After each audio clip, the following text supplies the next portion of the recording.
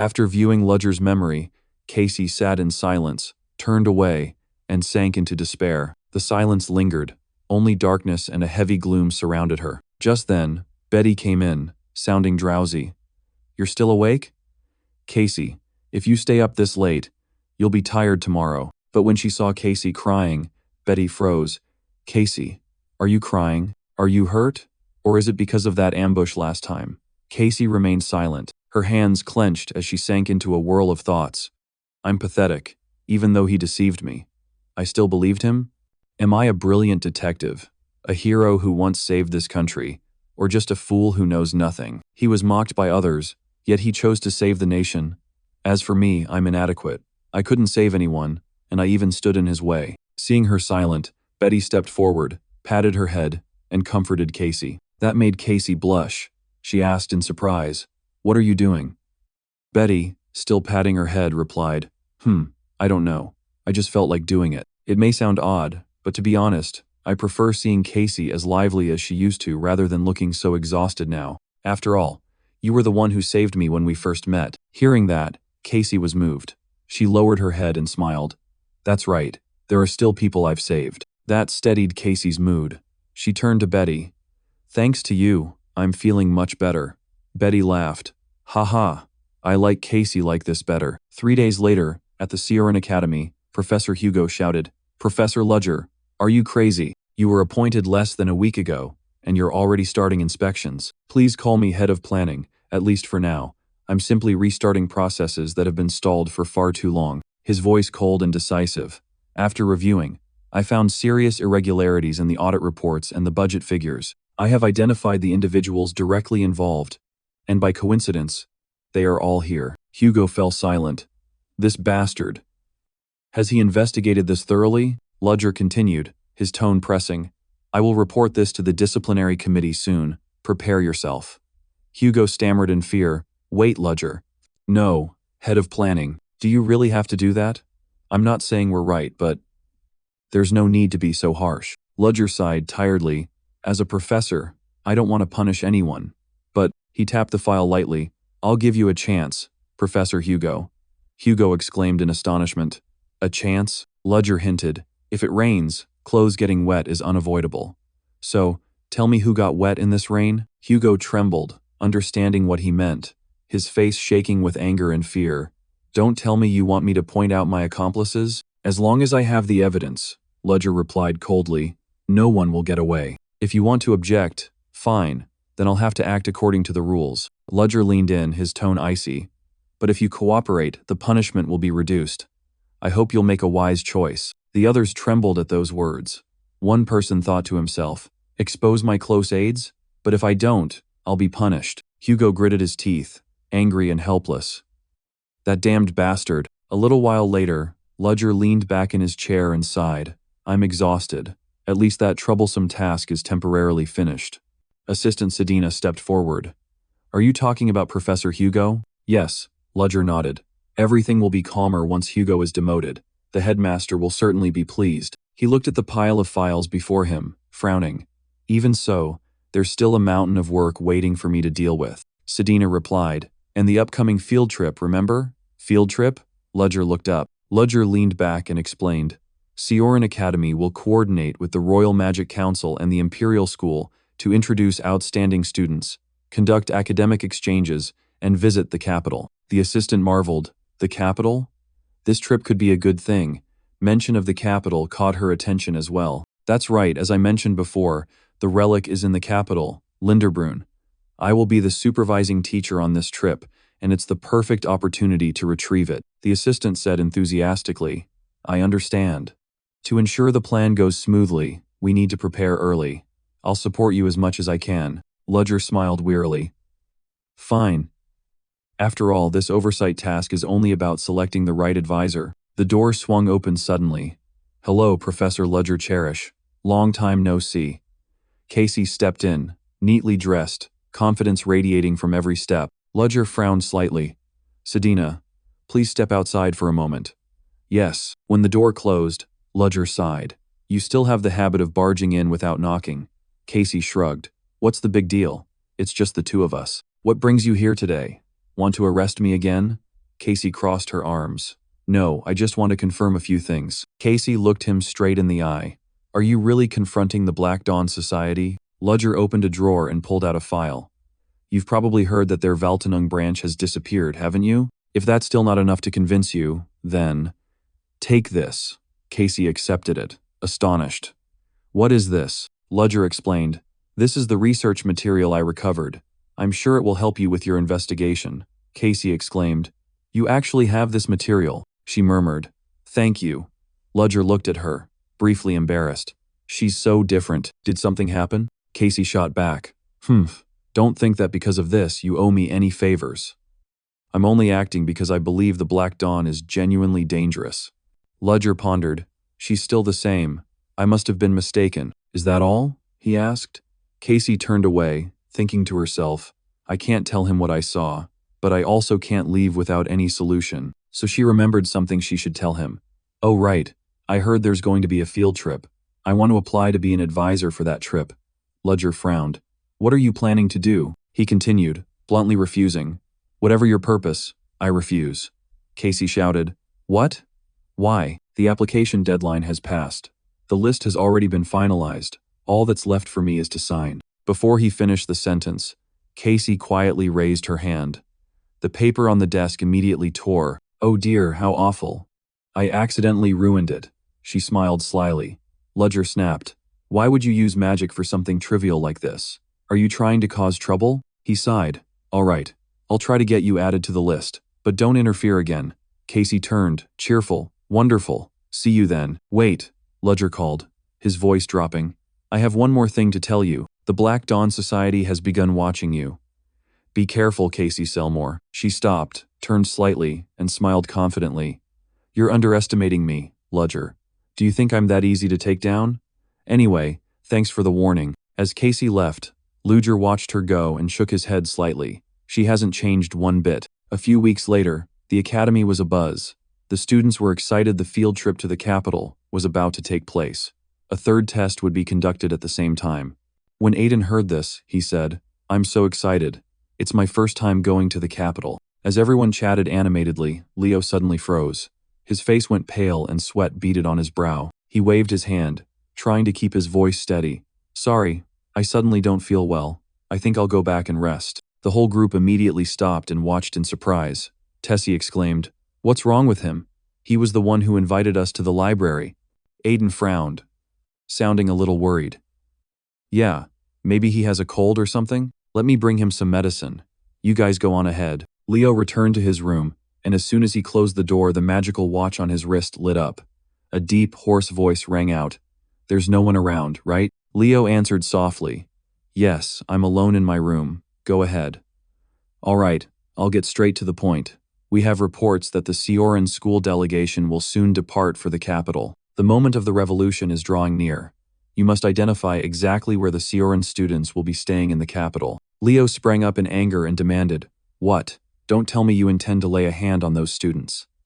The voice remained cold. This is for a world of equality, free from noble oppression. Accept it, Leo shouted into the watch. There are quite a few civilians among Sioran students.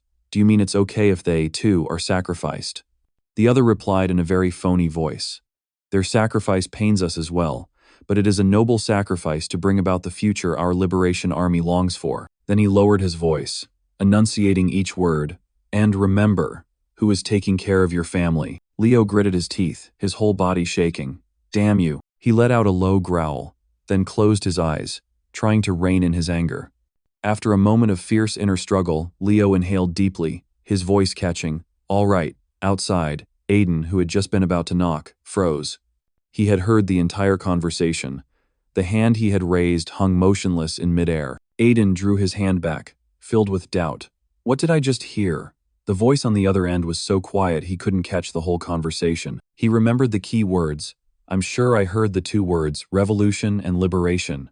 Aiden's heart sank. Don't tell me the person on the other end belongs to the Liberation Army, the group behind the recent terrorist attacks? His hand fell limp, helpless. If that's true, is Leo involved with them too? Just then, Leo froze as if he'd noticed something, his eyes widening in shock. Aiden reflexively darted to one side. Leo rushed out, throwing the door wide open to check. He scanned the hallway. It was deserted, there was no one. Leo frowned. I clearly heard a sound, so why is there nobody here? The room door closed, and Leo sighed, telling himself, I must be overreacting. Meanwhile, the person who had just avoided Leo's sight quietly exhaled. He had managed to hide behind the door. He clenched his fist, telling himself, no, I can't jump to conclusions without any evidence. I shouldn't suspect my friend based on a single phone call. Sioran Lecture Hall, where the professor was lecturing, a steady voice rang out. Magic is divided into many ranks. The higher the level, the more complex the techniques and the greater the mana required. He paused, then asked the class, so, why are 5th rank mages called Amamnuki? A student raised his hand. Because Amamnuki was the first mage to reach rank 5, right? The professor shook his head. Unfortunately, that answer is only half correct, he explained. Amamnuki wasn't the first mage, but he was the one who analyzed, classified, and thoroughly re-established rank 5, so the rank was named after him. He continued. Now, who knows who rank 7 was named after? The student Lin immediately raised her hand. Impera. Then she tilted her head in puzzlement. But wasn't that the first mage to reach rank 7? This seems different from what you just taught. The professor laughed.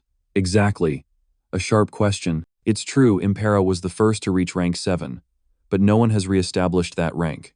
Rank 7 is an entirely different class. The number of people who attain it is extremely small. Another student asked, so, Professor, what about rank 8? Was that also named after the first mage to reach it? The professor pondered. Very possibly. The whole class gasped. Very possibly. There are no accurate records of that mage. The name has been passed down orally rather than appearing in official documents. The professor revealed in a strong voice. The name given to rank 8 is Grander. However, to this day no one has reached rank 8. Some say Grander is an archaic term, meaning the impossible. He set the materials down on the desk and concluded, but perhaps one day, if a true rank 8 mage does appear, that person will give the name a new meaning. Back in the office, Ludger sighed in relief. All right, the urgent issues are temporarily taken care of. Sedina congratulated him. Wonderful, Professor. He leaned back in his chair, took off his glasses. The field trip is about to begin. I need to draw up a detailed plan to recover the sacred relic in the remaining time. He stared out thoughtfully. Students of Sararon rarely leave the campus. Black Dawn will certainly not pass up this opportunity. He turned to ask, Sedina, what's the current situation inside Black Dawn? She hesitated. Actually, it's been strangely quiet. There are no signs of any activity. Headcliff raised an eyebrow in puzzlement. No activity? That's odd. I thought they'd take this chance to do something shady. Sedina nodded slightly. The higher-ups only issued an order to stand down. He queried. Just an order to stand down? He thought, I'm a rank 1, and yet I still haven't received any orders. Could it be they're hiding something? Ludger turned to Sedina and asked, Sedina, you only have partial knowledge of Black Dawn's operations, right? She confirmed, yes, that's correct. So, under what circumstances would you be unable to gather their intelligence? Sedina hesitated. Most intelligence from the lower ranks has to go through Nikolai, a rank 1. So, if he doesn't want to pass it on, we won't know anything. Ludger silently looked at her, his gaze icy. I was right. Nikolai is deliberately blocking all the information. If so, it's possible he's acting on his own, or hiding something, especially after his attitude at the recent meeting, being so harsh with John Doe. Something's not right. He stood up and smiled faintly. Well done, Sedina. Get some rest. I'll head to the base and start planning. Sedina replied, Yes, Professor. An hour later, at the UN secret base, Owen. Hans was startled when Headcliff walked in. Huh? Boss? You came without giving any warning at all? Ludger pulled out a chair and sat down, speaking casually. It seems you're busy. I'll come back another time. Hans chuckled. No worries. It's nothing important. He glanced toward a black cage in the corner of the room, inside which sat a crow. You keep a crow? Hans explained. Yeah, my ability has grown stronger recently. I used to only be able to control rats. Now crows obey me too. That's good. Crows are very intelligent creatures, Ludger said. But I don't understand why it suddenly increased so much, Hans said, looking bewildered. Ludger looked at him with a piercing gaze. I have a hypothesis about why your power has increased. Hans widened his eyes. Really? You know? Ludger revealed. Perhaps it's because of the time you transformed into the Gvaudan monster. Hans went still, his face paling. The Gvaudan monster? Ludger continued. That creature can control many different beasts, much like you can now. Perhaps its essence has merged into your power. If that's the case, it's not necessarily good news. He worried, if that essence awakens more strongly, you could be consumed by its wild instincts. Seeing Hans tense, he softened his voice. But don't worry too much. Your constitution is very unusual and hard to predict. He glanced at Hans and added, in other words, depending on how you use it, better doors may open. Everything depends on your will, Hans. Hans nodded slightly, but remained uneasy. Ludger changed the subject. All right, don't worry about it anymore. Instead, make the most of this ability. Hans asked curiously. Huh? How do you intend to make use of it? Ludger smirked. Can't we use ravens to scout the palace? Hans lit up. Oh, right. No one would suspect a bird. Ludger agreed. Exactly. And if we combine that with Sedina, it will be much easier to pinpoint the sacred artifact. Hans glared slightly. Ack. That girl again. Huh. Well, fine. Hans pressed on. So, once we know the location of the sacred artifact, how do we get it? Steal it?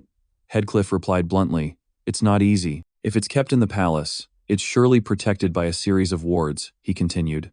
He concluded, it's best to find another way. He leaned back in his chair and sighed.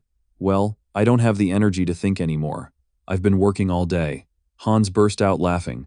Ha ha ha, ha ha. So you get tired too? Then he mischievously suggested. Come on, shall we go shopping to clear our heads? Heathcliff agreed. Not a bad idea.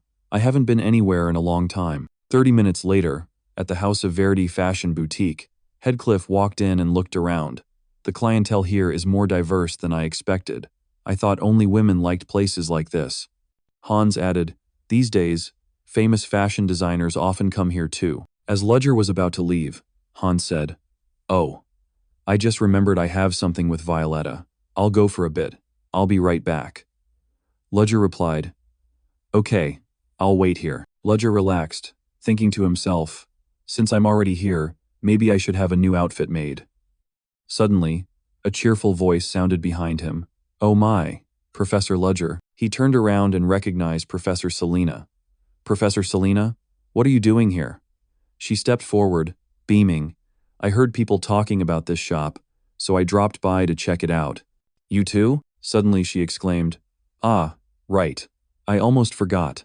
There's something I really want to show you. I'm so glad I ran into you here. I don't want too many people to see it. Could you come with me for a moment? Ludger, slightly suspicious, said, You have something to show me? He hesitated for a moment, then decided, it should be fine. Selina led him into a quiet alley, exclaimed, Tada, and then summoned a small black spirit.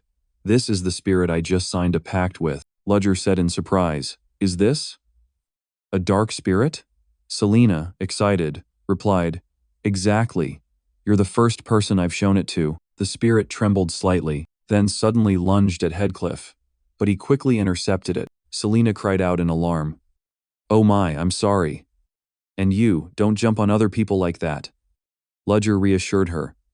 It's okay, I'm not hurt. He looked at the sprite hovering there, thinking to himself, That's odd. Most shadow sprites are wary of humans, so why did it rush straight at me? He asked. What did you name it? Professor Selina cheerfully showed off the small glowing thing in her hand. Oh, this little thing? She smiled radiantly and answered, It's called Esmeralda. Ludger repeated the name. Esmeralda. He smiled. That's a lovely name. At that very moment, his expression changed drastically. The spirit Esmeralda suddenly vanished, and Professor Selina was completely stunned. What, Esmeralda? Why was it suddenly dispelled? His face darkened, taking on a frightening look. Professor Selina. From now on, please don't say anything, no matter what happens. Professor Selina asked awkwardly, Excuse me? What do you mean? At the same time, a dense black mist poured out from behind him, engulfing the entire alley. Selina turned around, her face utterly stunned and shocked. From the darkness, the sound of leather-soled shoes striking the stone floor echoed, accompanied by a simple but loaded greeting.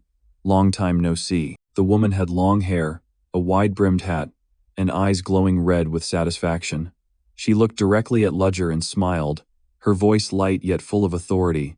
"My disciple." Ludger froze. His body went rigid, unable to move. A memory of the first time he met Grandeur returned. It was a still night under a full moon. At that time, he was still a boy. His aching body lay motionless at the bottom of the cold well.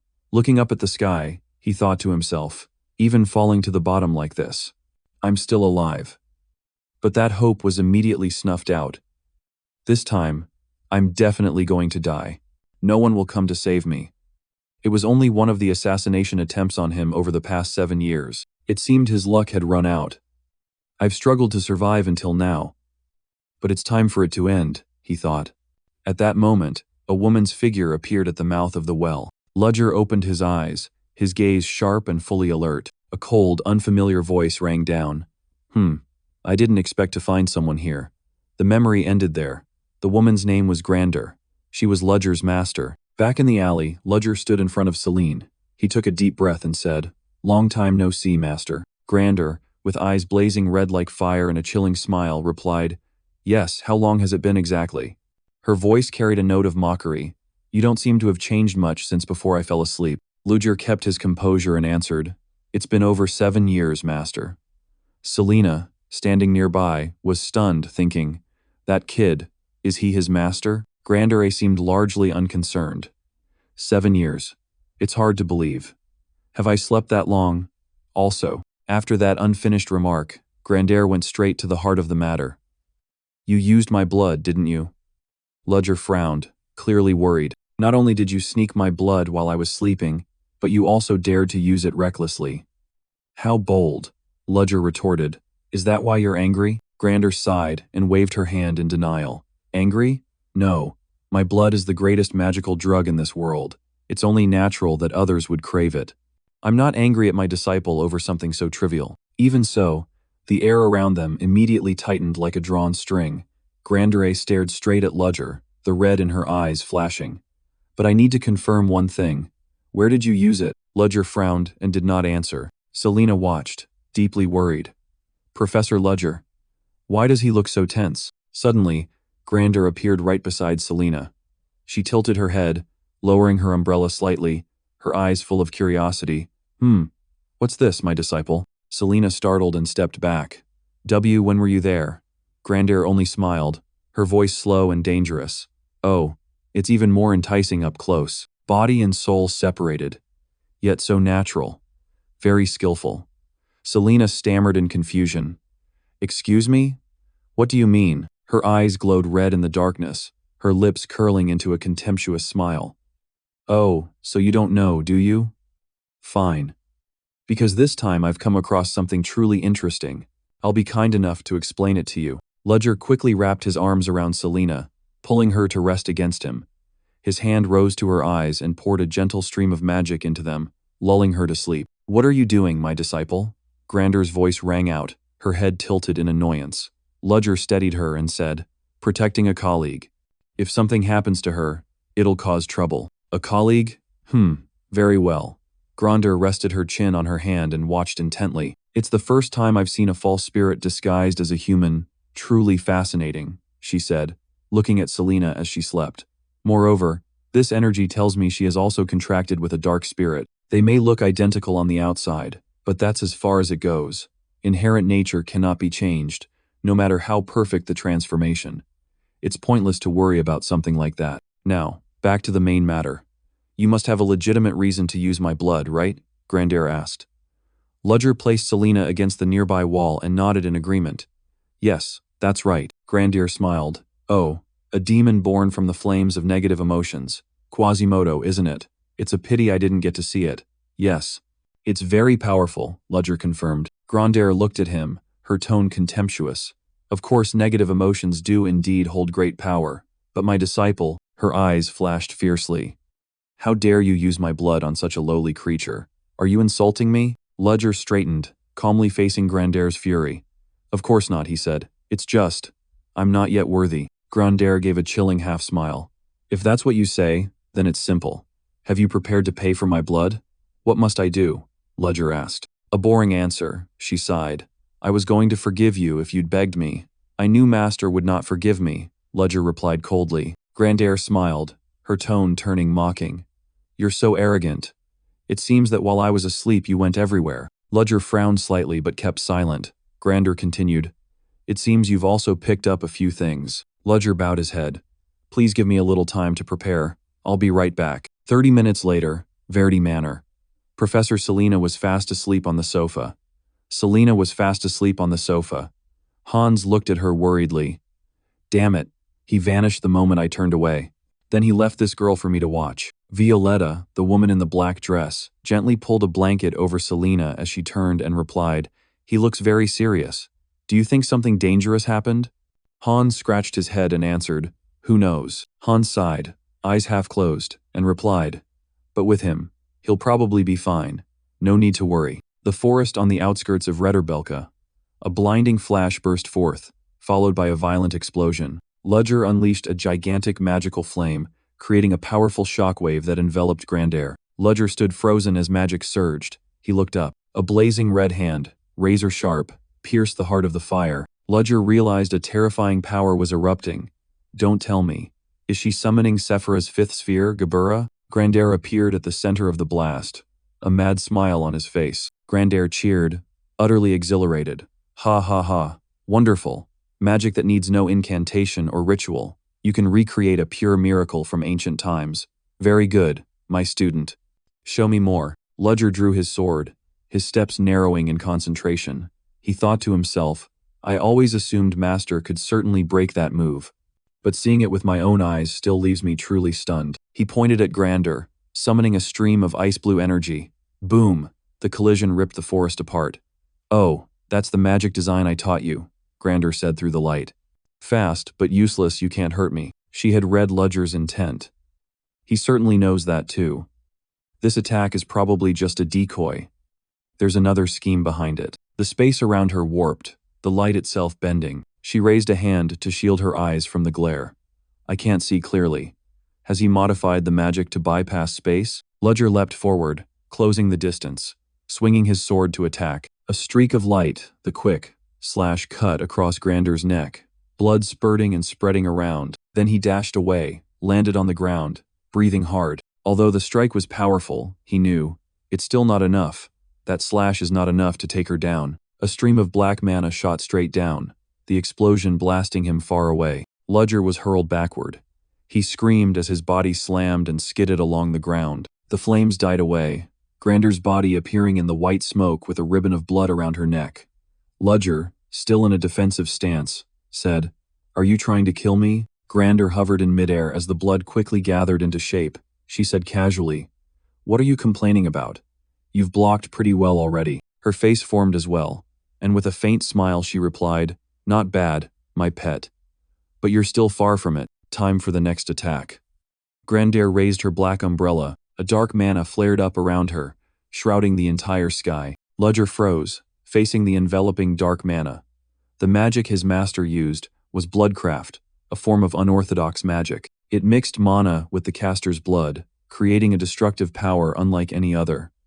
Even when using level 4 magic, an ordinary person would die from excessive blood loss. But a vampire like his master, one who manipulates blood, was not bound by those limits. Not only that, she was the highest rank among vampires, a pure-blooded blood demon. Grander hovered as her umbrella unleashed a storm of darkness at breakneck speed. He was stunned. This barrage of attacks couldn't be dodged or blocked. It was beyond his capabilities. So then, not dodging, he stood firm at the center of the mana storm. Rocks and earth around him exploded. He gritted his teeth and endured. Using darkness as a medium, she added distortion points to bend space, a technique that requires a colossal amount of mana. Suddenly, Ludger frowned, his eyes wide. Wait, where did she go? Grander vanished. Before Ludger's eyes, the space twisted into a red spiral. She appeared behind him, her face terrifying, her eyes blazing red. Is this what you just showed me? Space transcending magic. A freezing hand from behind suddenly clamped around Ludger's throat. A stabbing pain shot straight to his brain as Grander squeezed him. Ludger let out a guttural gah. The woman's blazing red eyes flashed with pleasure and challenge. Grander smiled faintly, his voice low as if poured into his ear. So, how do you intend to escape this situation now? Don't tell me this is all you've got. Ludger's neck emitted a chilling crack. He could almost feel his bones about to splinter under that terrible grip, but at that very moment Ludger vanished. Grander paused in surprise and exclaimed, "An illusion?" From behind her, Ludger reappeared, hands clasped. A brilliant golden aura exploded outward, making the air around them vibrate. Earth-touching hand seal. Magic surged forth, aimed straight at Grander. That sacred, pure energy seemed to press down on the space itself, completely suppressing her magic. Grander was crushed, buckling and letting out a choked, "Ack," she panted, her voice trembling with astonishment. "I can't move. This energy is holy power. It's similar to something born of faith." The earth-touching hand seal, the posture of an enlightened one beneath an olive tree. Ludger replied, his voice urgent as he maintained the seal. "It's a power against the demonic." "So, is that enough?" "Is that enough?" she murmured, turning her head slightly and enunciating each word. Grander turned her head as a surge of dark mana rose. Though suppressed by holy power, she still glared at him. Her voice was hoarse, rasping through her teeth. "Do you think this mediocre thing is enough?" A thunderous boom rang out. The dark mana erupting from Grander formed a blazing red vortex of energy, breaking through Ludger's pressure. Ludger was flung far backward. He crashed heavily to the ground. Grander lunged at him like a specter, pressing one hand hard onto his shoulder. Her smile turned feral. "Not enough." Far from it. Her fangs began to show as her voice rang out, wild and urging. "Now, tell me, what have you learned? Don't hide it from your master any longer. I know you're still stronger than this. I want to see all of your power." Grander laughed, a sound mingling madness and anticipation. "Don't hold back. Show me everything. Unleash your full power and pierce my heart." Then, in that brief moment, her smile vanished. Grander's face became both desperate and pleading. She whispered, her voice choking as if begging, "Please, end me." Ludger opened his eyes and stared at the woman before him. He slowly closed his eyes again, then spoke to her in a choked voice. "Enough, mother." The air went utterly silent. Grander froze, her lips trembling slightly, rendered speechless. Immediately, the deep crimson blaze dissolved. The sky returned to a clear blue, white clouds drifting lazily by. Grander stood up, brushed the dust off her dress, her face gradually calming.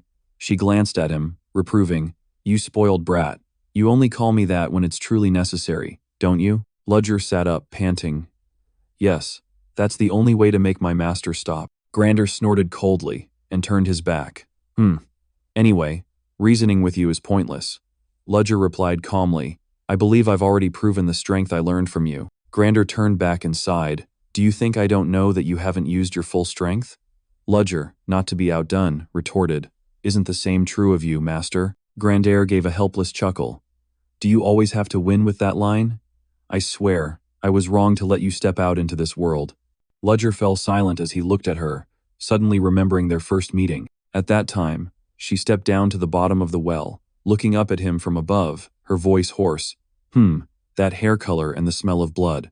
You come from that accursed holy kingdom. And you're not just connected to it, you're one of its core figures." She raised an eyebrow slightly, then continued, "And yet, you were abandoned here alone. I understand now." Grander glanced down and made a firm decision. "You don't show the hostility they do, nor do you fear me. All right. I will raise you, little one. I'll feed you, give you a place to sleep, and make you stronger." Ludger asked, confused. "Why? What do you want from me?" Grander grinned slyly. "Ha ha ha, you're clever. Don't worry, I won't ask for anything in return for raising you. However, I want you to do one thing for me when you're strong enough. I want you to end my life with your own hands."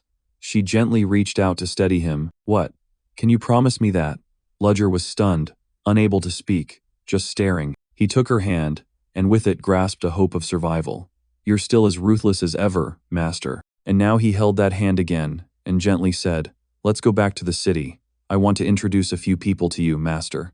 She replied at once, "All right." Ludger thought to himself, "She is like my mother, so how could I possibly be the one to take her life with my own hands?" He turned to look at the huge black hole in the ground and murmured, "Well, this is going to cause an uproar." A few hours later, at the UNO's secret base, Ludger introduced Grander to his teammates. "This is my master.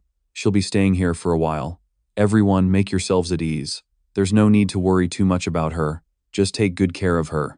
Grandeur raised a hand to her chin, watching everyone with a curious gaze. Ludger added, "That's what I wanted to say. But first." He glanced over and reminded them, "Master, don't try to overpower them with your energy anymore. Everyone is getting uncomfortable." Grandeur snorted lightly, reluctantly conceding, "Fine, I was only joking."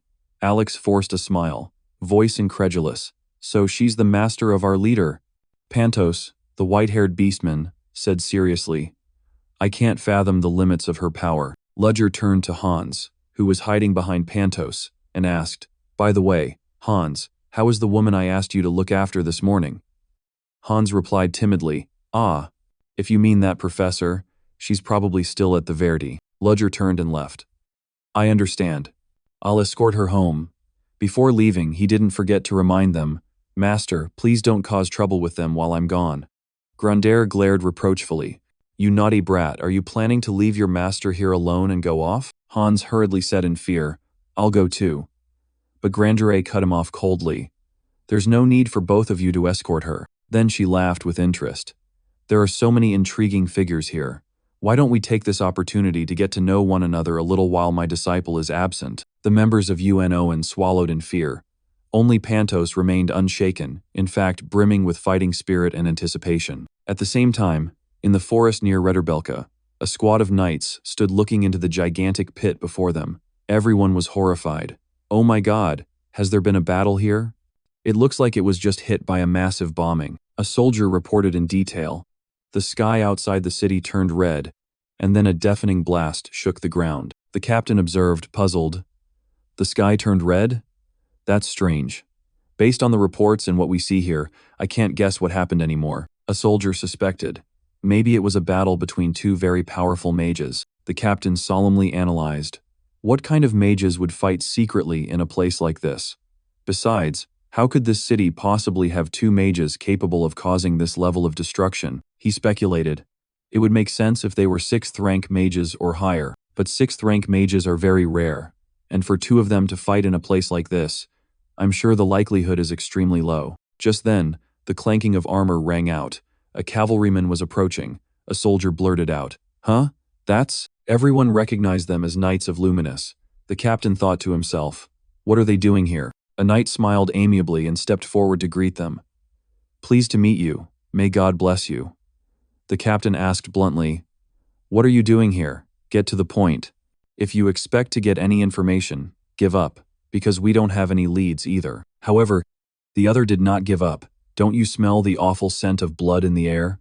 We have a lead on who is behind this." The captain asked in surprise, "Are you all right?" The bishop announced, "We, those who serve Lord Luminous, can confirm that. This trace belongs to a creature the church is hunting to exterminate, the last remaining vampire in the world." In an alley in Redderbelka, Selena looked at Ludger apologetically. "I'm sorry for suddenly fainting." Ludger replied, "It's all right, don't worry about me." She held an umbrella in the rain and said softly, "All right, I'll head back to the academy now. Thank you for accompanying me." He nodded. "Okay, take care." He watched her disappear into the rain, sensing that something was amiss. After Selena left, Ludger lowered his voice.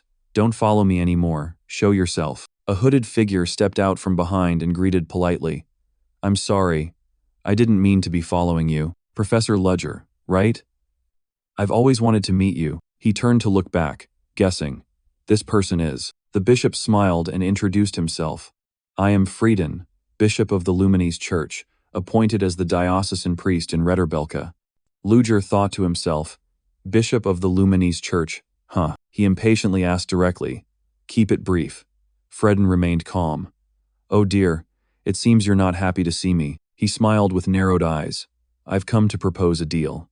Others might not be able to sense it, but I can. There is a source of divine power radiating from you, Lord Cherish. That is proof that you have been blessed by the gods."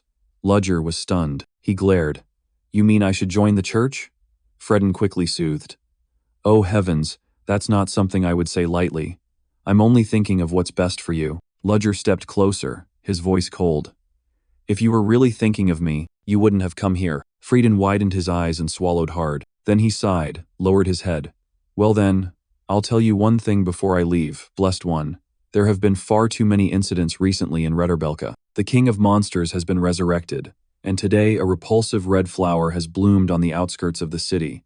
With so many unusual events, I hope disaster will not fall upon you." Fredden turned away, clasped his hands in prayer. "O Divine One, please shine your holy light and guide that little lamb." Ludger watched the bishop walk away, thinking, they left like that. Perhaps the church still isn't completely sure.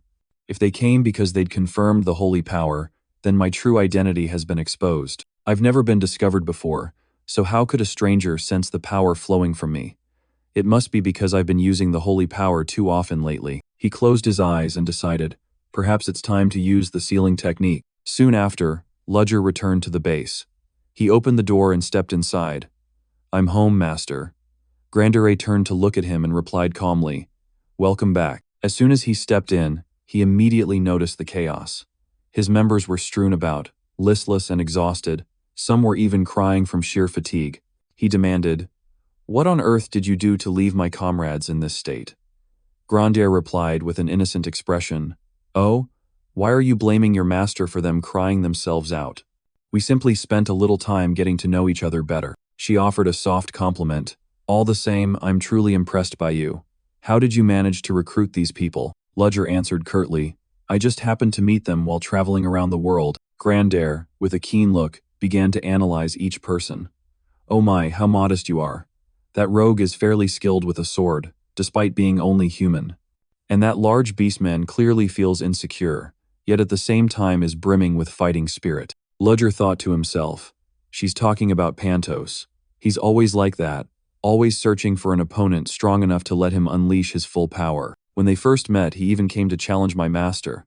If she hadn't been absent that day, he probably wouldn't be here now. Grandere continued, "But I was especially impressed by one person. That fellow with the somewhat aged face, sometimes human, sometimes beast, yet not entirely either.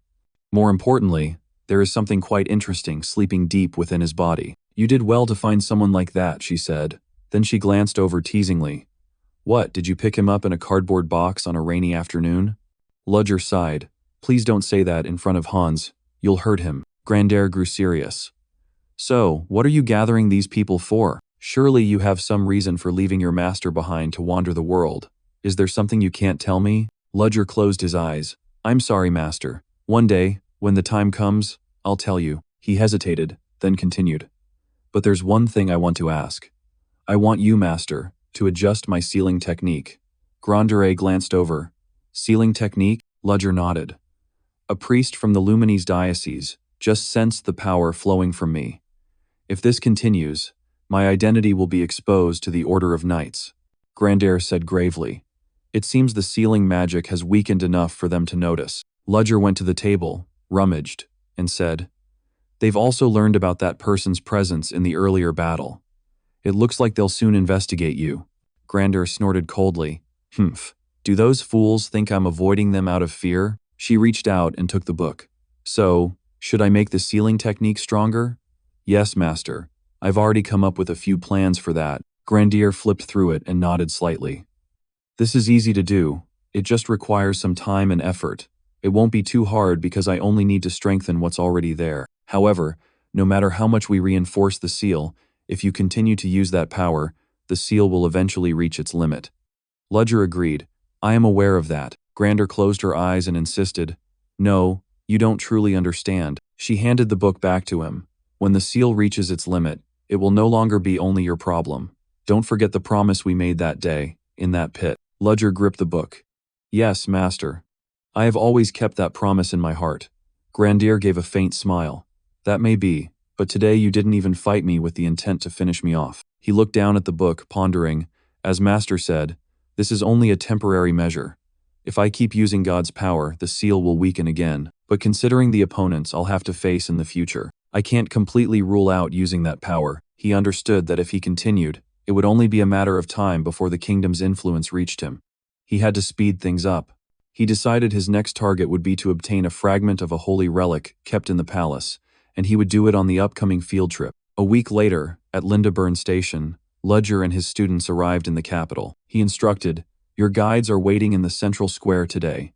Make sure no one gets lost." The students gasped, "Wow, this is the capital." Lindeburn, the bustling modern city spread out before them. It's been 7 years since I last came here.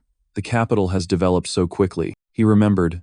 At first, he had been sent here under the identity Gerard, but instead he arrived as a professor. Truly, no one can predict what life will bring. Their attention turned to the group of people near the large fountain. Wow, a gigantic fountain. Hey, look at that group over there. They were the trip's guides. Caroline Monarch, a mercenary mage. Phython, affiliated with the Dissident Alliance. Loina Pavlini, also affiliated with the Dissident Alliance. And Casey Selmore, a mage of Celadon. Suddenly someone called from behind. "Oh, Professor Ludger Cherish." Ludger turned around. He hesitated but still recognized Veronica DeVille, the deputy captain of the Cold Steel Knights, smiling at him. "Miss DeVille." "It's been a long time since the train accident," Ludger replied. Veronica cheerfully said, "Ha ha, you still remember me. What brings you here?" "Today is the day Sioran students come to the capital for their field trip. The palace assigned us, the Knights, to be here to guard against any unexpected incidents." Ludger wondered. "All the Knights? But that will create a gap in the defense system of the northern mountain range." Veronica explained. "Oh, it's fine. We've allied with the Kingdom of Utah, which has just ended its civil war. With the border reinforced, the workload has decreased." She pointed toward another group of people and smiled.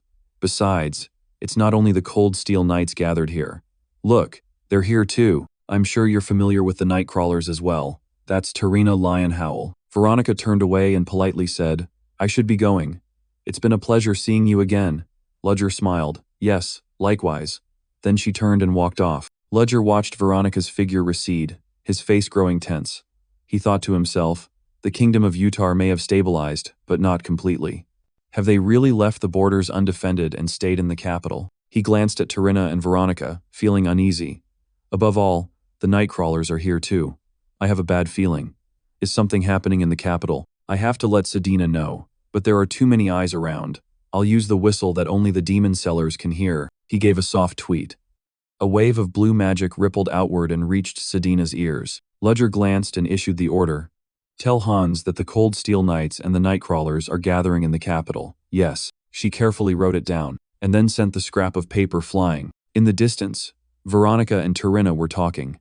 Tarina asked, "So your captain isn't in the capital?" Veronica smiled and replied, "No.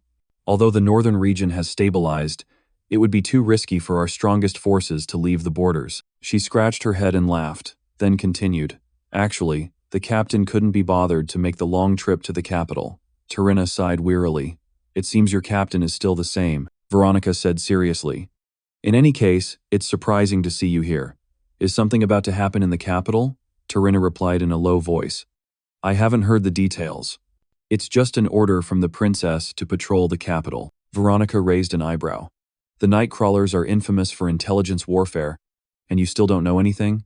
Tarina shook her head, briefly helpless. "That stings to hear, but it's true. I don't." The two fell silent for a moment. Finally, Tarina said, "However, we've been able to deduce a little. Recently, the Liberation Army's activity has become unusual." Veronica was sharp as well. "We haven't seen them appear in the north. It seems they're concentrating near the capital. That's why we're here, just in case something unexpected happens." Tarina sighed, "But I don't like this. If we move about so openly, they'll only hide deeper. If it were up to me, I'd wipe them all out." Veronica smiled. "At least this ensures that nothing worse happens. That's all we can hope for." Then she suddenly asked, "Should we inform Sioran about this?" Tarina closed her eyes. "No. This is the students' first field trip in a long time. We shouldn't ruin it over baseless suspicions. Besides, the students have probably already guessed something when they saw all of us gathered here." From behind, Selena stepped up to Ludger. "Excuse me, Professor Ludger?" She wondered, "Do you know why the Knights are here?" Ludger replied, "I'm not sure, but it seems to be an order from the palace." "The palace? For what?" Ludger explained calmly. "They said it's to protect the students, so there's no need to worry." His gaze landed on the white-haired woman in the authoritative uniform. He thought, but who would have expected that Tarina Lionhowl would also be here? In the past, when she operated under the notorious identity Arsène Lupin, she relentlessly pursued him, causing him countless troubles. He usually avoided any direct contact in public, but this time it seemed he couldn't avoid it. For a moment, Tarina's and Ludger's eyes met. A flash lit up in her eyes. Wait a moment. Ludger flinched slightly, a cold sweat running down his neck. Tarina turned to look at him. Veronica noticed something odd and asked, "What's wrong?" Tarina stared at Ludger. "Come to think of it, you were just talking to that man, weren't you?" Veronica looked in that direction. "Oh, you mean Professor Ludger Cherish? We met during the train bombing incident." Tarina thought, "So that's Ludger Cherish. I've read reports about him, but this is the first time I've met him. What is this feeling? It's like, I've met him somewhere before." Veronica murmured, "I suppose he's worried. After all, it's unusual for two orders of knights to appear in the capital at the same time." Tarina still had her eyes closed, lost in thought. I should take a closer look at him after this mission is over." She turned to leave, saying, "Anyway, it seems we've been out for quite a while. I should head back." Veronica nodded. "All right, if you notice anything suspicious, let me know." Ludger stood there, watching them fade from view. Why did she glance back? Maybe it's just a coincidence. I shouldn't worry too much. Either way, the plan must continue. At noon, at the secret base in Linderbrunn, Hans was extremely tense. He looked at the paper in his hand and shouted, "What? That's impossible. 2 of the Empire's 3 great orders of knights have gathered in the capital. What's going on?" Hans ran his hands through his hair, his face ashen. "I should have known. Things are going too smoothly. Nothing in this world comes that easily." He sighed, so weary he could no longer be angry. "It doesn't even make me mad anymore." A small mouse was reporting the situation from the corner of the table. Hans turned his head and glanced toward Grandair, who was stretched out comfortably on the sofa. Catching his gaze, Grandair squinted. "What? Why do you keep staring at me?" Hans jumped, panicking. "Sorry. I just wanted to ask why you followed me here." Grandair's blazing red eyes flashed a challenge. "Is there a problem with me being here?" No. Nothing at all."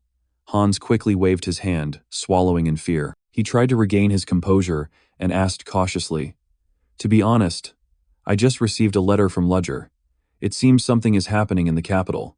Do you happen to know anything about it, Master Grandair?" Grandair gave a soft, low, cold laugh. "Ha, find out for yourself. If you are a subordinate of my disciple, you should be more capable than that." Hans frowned. "I just thought you would help, since this might involve your disciple." Immediately, a tremendous pressure radiated out. The air in the room grew suffocatingly heavy. Grandair's voice rang out, sharp as a blade. "I understand. You think I followed you just because I'm worried about my disciple?" Hans panicked and hurriedly waved his hand. "Of course not. I wouldn't dare think that." Grandair waved her hand coldly, turned over and lay face down on the sofa, leaving Hans sitting frozen. "Arg, I can't understand her." Hans desperately ruffled his hair, it standing on end from the stress. "Just having her nearby makes me sweat. Why does she have to follow me?" he complained, then forced himself up and tried to reassure himself. "Anyway, I still have to carry on." Suddenly, a soft voice sounded from behind. "Check the sewer system." Hans turned around. "Huh? Pardon?" The woman in the chair remained silent. Hans sighed in despair. "I mean, if you've promised to help, then please actually help. Saying just one sentence and leaving me to handle the rest, what's that about?" He looked at the rats waiting for orders and slowly nodded. "All right, I'll send a few to check, just to be safe." At the Lindeburn Center, the students' field trip was underway. Caroline Monarch, one of the guides, stood in the square, her voice full of energy. "Now you can freely explore the capital. Enjoy this trip to the fullest," Tracy exclaimed, the red-haired student, telling Tessie and Aiden. "Caroline is so energetic, just like I'd heard." Aiden added, "I heard she went to school with the principal, but they're so different." Tessie spoke up. "By the way, look at Leo. He's still withdrawn even on this field trip. What's wrong with him?" Aiden turned his head to look at Leo in the distance. He remained silent and didn't answer. He remembered that day. Could this be related to what I heard back then? I really hope not. Tessie sighed, crossing her arms. "Don't bother him. What if he gets angry because we pried? Whatever the issue is, he seems to be going through a tough time. Trust that he can handle it himself and just observe from a distance." Aiden teased. "You two argue all the time, but I guess you do care about Leo, Tessie." Tessie immediately protested, her face flushing. "And no, that's not it. I'm just upset because he's not acting like he used to." The girl suddenly spotted a street vendor. "I almost forgot. Those skewers they're selling on the street look so good. Let's go buy a few." Aiden, wearing his glasses with his eyes sparkling, said, Skewers? Definitely, Aiden reassured himself. So, nothing's happened yet. Now I just need to trust Leo. They quickly moved closer to the stall. Tessie exclaimed, "Wow, it's so crowded." A hand reached out toward the vendor. "Sir, could I have 2 skewers, please?" Hearing that voice, Aiden was startled. "Huh? I've heard that voice somewhere before." He suddenly realized, "That's my master's voice." Aiden, astonished, said, "Oh, master?" The person suddenly turned around. "Master? Wow, Aiden." The woman with her black hair tied up, wearing an olive coat, looked surprised. Her name was Mandalina, Aiden's master. Aiden froze. Tessie and the cat-eared friend standing beside him were equally surprised. Tessie pointed at Mandalina. "Master? Is she your master?" At the same time, Leo, who had been lingering alone in the distance, also saw Mandalina. He wondered, "Who is that? I've never seen her before." Leo looked at Aiden and Tessie as they stood talking with Mandalina. Do they know her? Immediately, Leo realized, wow, their attention is focused on her. This is my chance. He quickly turned and walked off silently, taking advantage of his friend's distraction. He slipped into a deserted alley. Just as his footsteps stopped, someone exclaimed, "You're late." A mysterious man wearing a hat looked at Leo, his eyes full of concern. "I'll be brief. The plan will proceed as planned." Then the man grew serious and asked an important question.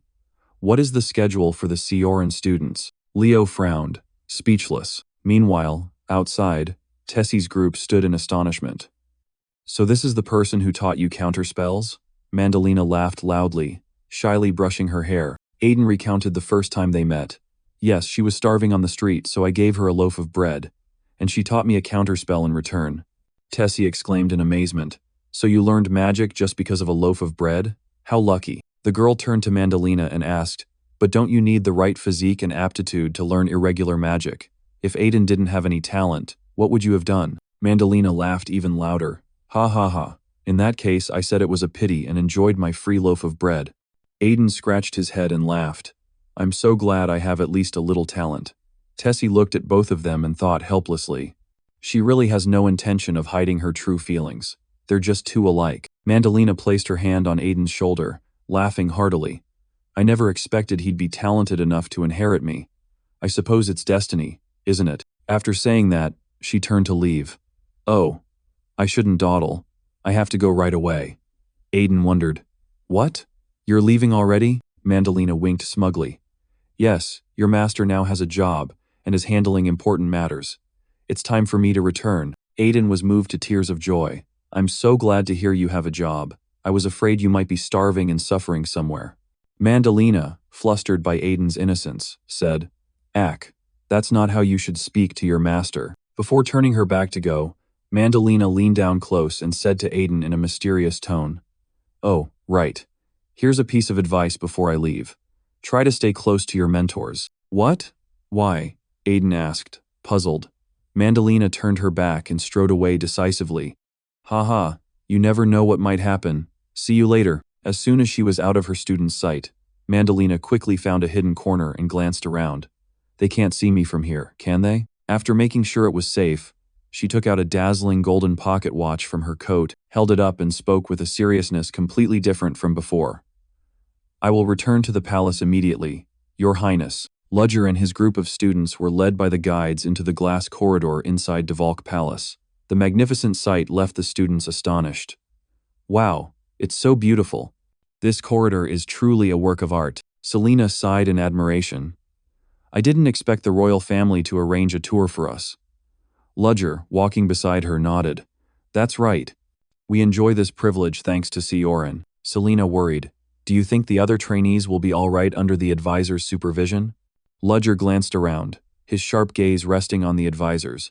"Many of them are at a level comparable to the headmaster. I think they'll be fine." He looked up at the splendid vaulted glass ceiling, fretting. "Look at this palace. I've traveled across the continent and seen all kinds of wonders.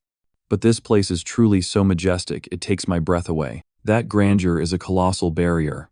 This is only the small section open to us, yet it's still incredibly vast. Can we find the sacred relic? Because the fragments resonate with one another, possessing them isn't difficult once you discover where they're kept, but escaping afterward is the real challenge." He looked up into the radiant space where light poured down through the glass. With an area this large, there are bound to be countless guards posted. If we use spatial teleportation, the coordinates could be distorted by the magical barriers surrounding the palace. While Ludger was busy calculating the risks, a footstep echoed from afar. "Excuse me." A dignified knight with blonde hair, dressed in a blue and white uniform, stepped forward. He bowed formally and said, "It's a pleasure to meet you all.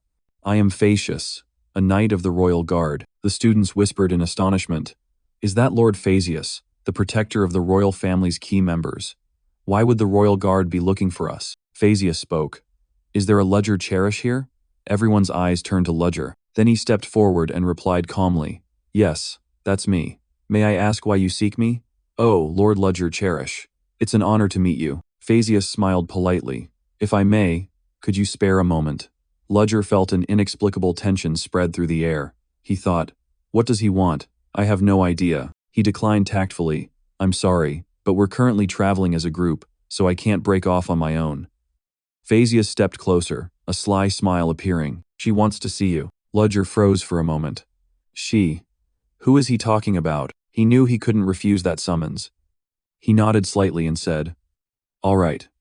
Let's go." He turned to Selena and the other advisors and bowed to ask permission. "I'm sorry, but I have to go for a moment. I'll be back soon." Selena nodded lightly, still full of questions. "Oh, all right, go ahead." Ludger walked alongside Phaesius, leaving whispers in their wake. "I wonder what's going on. Why did they call him out alone?" Another advisor remarked, "After all, that's Professor Ludger Cherish. It's only natural for the royal guard to keep an eye on him." Ludger's gaze gradually turned cold. He knew this wasn't concern but an investigation, or worse, a trap. Meanwhile, in the tour area, Aiden and Tessie were enjoying their free time. Aiden was still thinking about his master. "Hey, anyway, I'm glad she's doing well." Tessie folded her arms. "Your master really is a strange person." She glanced around.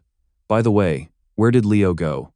I can't see him anywhere. Our free time is almost over." Aiden, already worried about Leo, immediately said, "I'll go look for him. He probably hasn't gone far." Tessie shook her head. "You're going? I think he'll come back on his own." But Aiden insisted. "Leo probably doesn't know his way around here. I'll bring him back." Tessie nodded. "All right, we'll wait for you over there." Aiden ran off, glancing around and muttering, "Tessie was right. I can't see Leo anywhere. Where did he go?" He passed through a dark alley and stopped. A place like this, perfect for secretly meeting someone. A sense of foreboding made him uneasy, but Aiden still moved forward. As he went deeper, his face tightened. He could only hope he was mistaken. In the dark alley, Leo faced a man in a fedora. Beads of cold sweat fell as the man folded his arms and asked, "Why won't you answer me?" Leo, alarmed. "Are you planning to go ahead with the plan even though 2 squads of knights are patrolling the area? We should be focusing on securing our future instead." The man in the hat glanced over, his voice low. "That's precisely why I think the knights will lower their guard right now. This is the perfect opportunity to bring liberation to the common people." Leo protested. "But the students are all accompanied by their advisors. Even if you ambush them, you'll be stopped immediately." The man sneered. "Confronting the advisors is already a worthwhile objective. It will show our strength." Leo was stunned by that recklessness. "What are you saying? The top mages of the 6 realms are all present here." The man faltered. "The 6 realms? Yes, each of them is a powerhouse, almost a strategic weapon. Why force this when you already know the outcome?" He frowned, his voice turning cold. This is truly unexpected. However, we will proceed as planned. No changes at all." "What?" Leo exclaimed. "I understand your point," he said. "But this isn't my decision. The higher-ups have ordered it, so you'd better cooperate." Leo clenched his fists, trembling with anger. "Do you expect me to just comply?" The man lowered his voice threateningly. "You'll want to cooperate. Think about your family." The words left Leo speechless. He clenched his hands. He understood he had no way out. Leo panted. "All right." The students dispersed, each following their own advisors, "But I don't know all the routes." Then he walked over and slapped his shoulder hard, intimidating him. His face contorted as he looked down. The man nodded slightly, then suddenly slapped him hard on the shoulder. "Look, I know exactly what you're doing. You deliberately provided limited information to buy time, didn't you? But it doesn't matter. I've already received the information I needed through other channels. I only called you out to verify. The words struck Leo like lightning. He looked up at him, eyes full of fury. You bastard. So you were using me from the start. He curled his lip. You didn't even dare say you were on our side, so how could I trust you? I'll let it slide this time, but think carefully for your family's sake. He released him, turned and walked away, his voice echoing with mockery. You can go. Don't do anything stupid. Even if they report it, they'll just assume you're one of us. Ha ha ha. Leo angrily punched the wall, his face contorted with rage and despair. Damn it. How could he toy with me like that? Damn him. Inside, he seethed. He didn't listen to me at all. Has he been consumed by hatred? No, they wouldn't act recklessly. Could they be carrying out some plan that only I don't know about? Aiden's voice calling his name from behind made Leo startle. Leo turned around. His face still showed fear and horror. Aiden couldn't believe his eyes. He stood there, stunned, staring at his close friend. Meanwhile, in Lindebrun's central square, Sedina cast a tense glance over her shoulder. She panicked when she saw Casey sitting in the seat behind her. Casey's gaze never left her. Why won't she stop staring at me? She's been watching me this whole time. I won't be able to secretly gather information with the magic paper if I'm being watched like this. Casey Selmore sat back and watched calmly. She recognized the brown-haired girl as the same one from the professor's office that day, and it turned out she was his teaching assistant. I don't recall Moriarty ever having a teaching assistant before. That's unusual. She remembered Ludger's warning. The Black Dawn has begun to watch and target you. Be careful. Not long after, an assassin really did attack her. Because she had been forewarned about the threat, it wasn't difficult for her to take them down, especially in the rain. But clearly she had drawn the attention of the Black Dawn and would need to be more careful from now on. Sedina intended to leave, her mind in turmoil. No, it's free period. It won't be a problem if I go somewhere else. She suddenly froze. Wait a moment. There must be a reason why a legendary detective would behave like that. It can't be. Could she suspect that I'm a member of the Black Dawn? If so, with just one careless move, she'd immediately become suspicious. At the mysterious base in Lindebrun, Hans ran his hands through his hair, extremely irritated. Why hasn't the girl sent any message yet? She promised to periodically send me the information she gathered. He looked up, pondering. Perhaps it's not easy with the knights on patrol. After all, at least we're fortunate that the previous information reached a safe place. The rats returned. He glanced at them and softly praised. Quick, have you checked everything? But the next piece of information stunned him. What?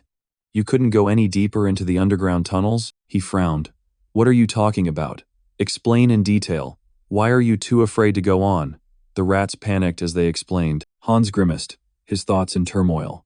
Were they so terrified that they couldn't follow my orders? But my control is strong enough to make them willingly jump into the fire. He turned to look at Grandaire lying on the chair, thinking to himself, this isn't good. There's definitely something down in the tunnels.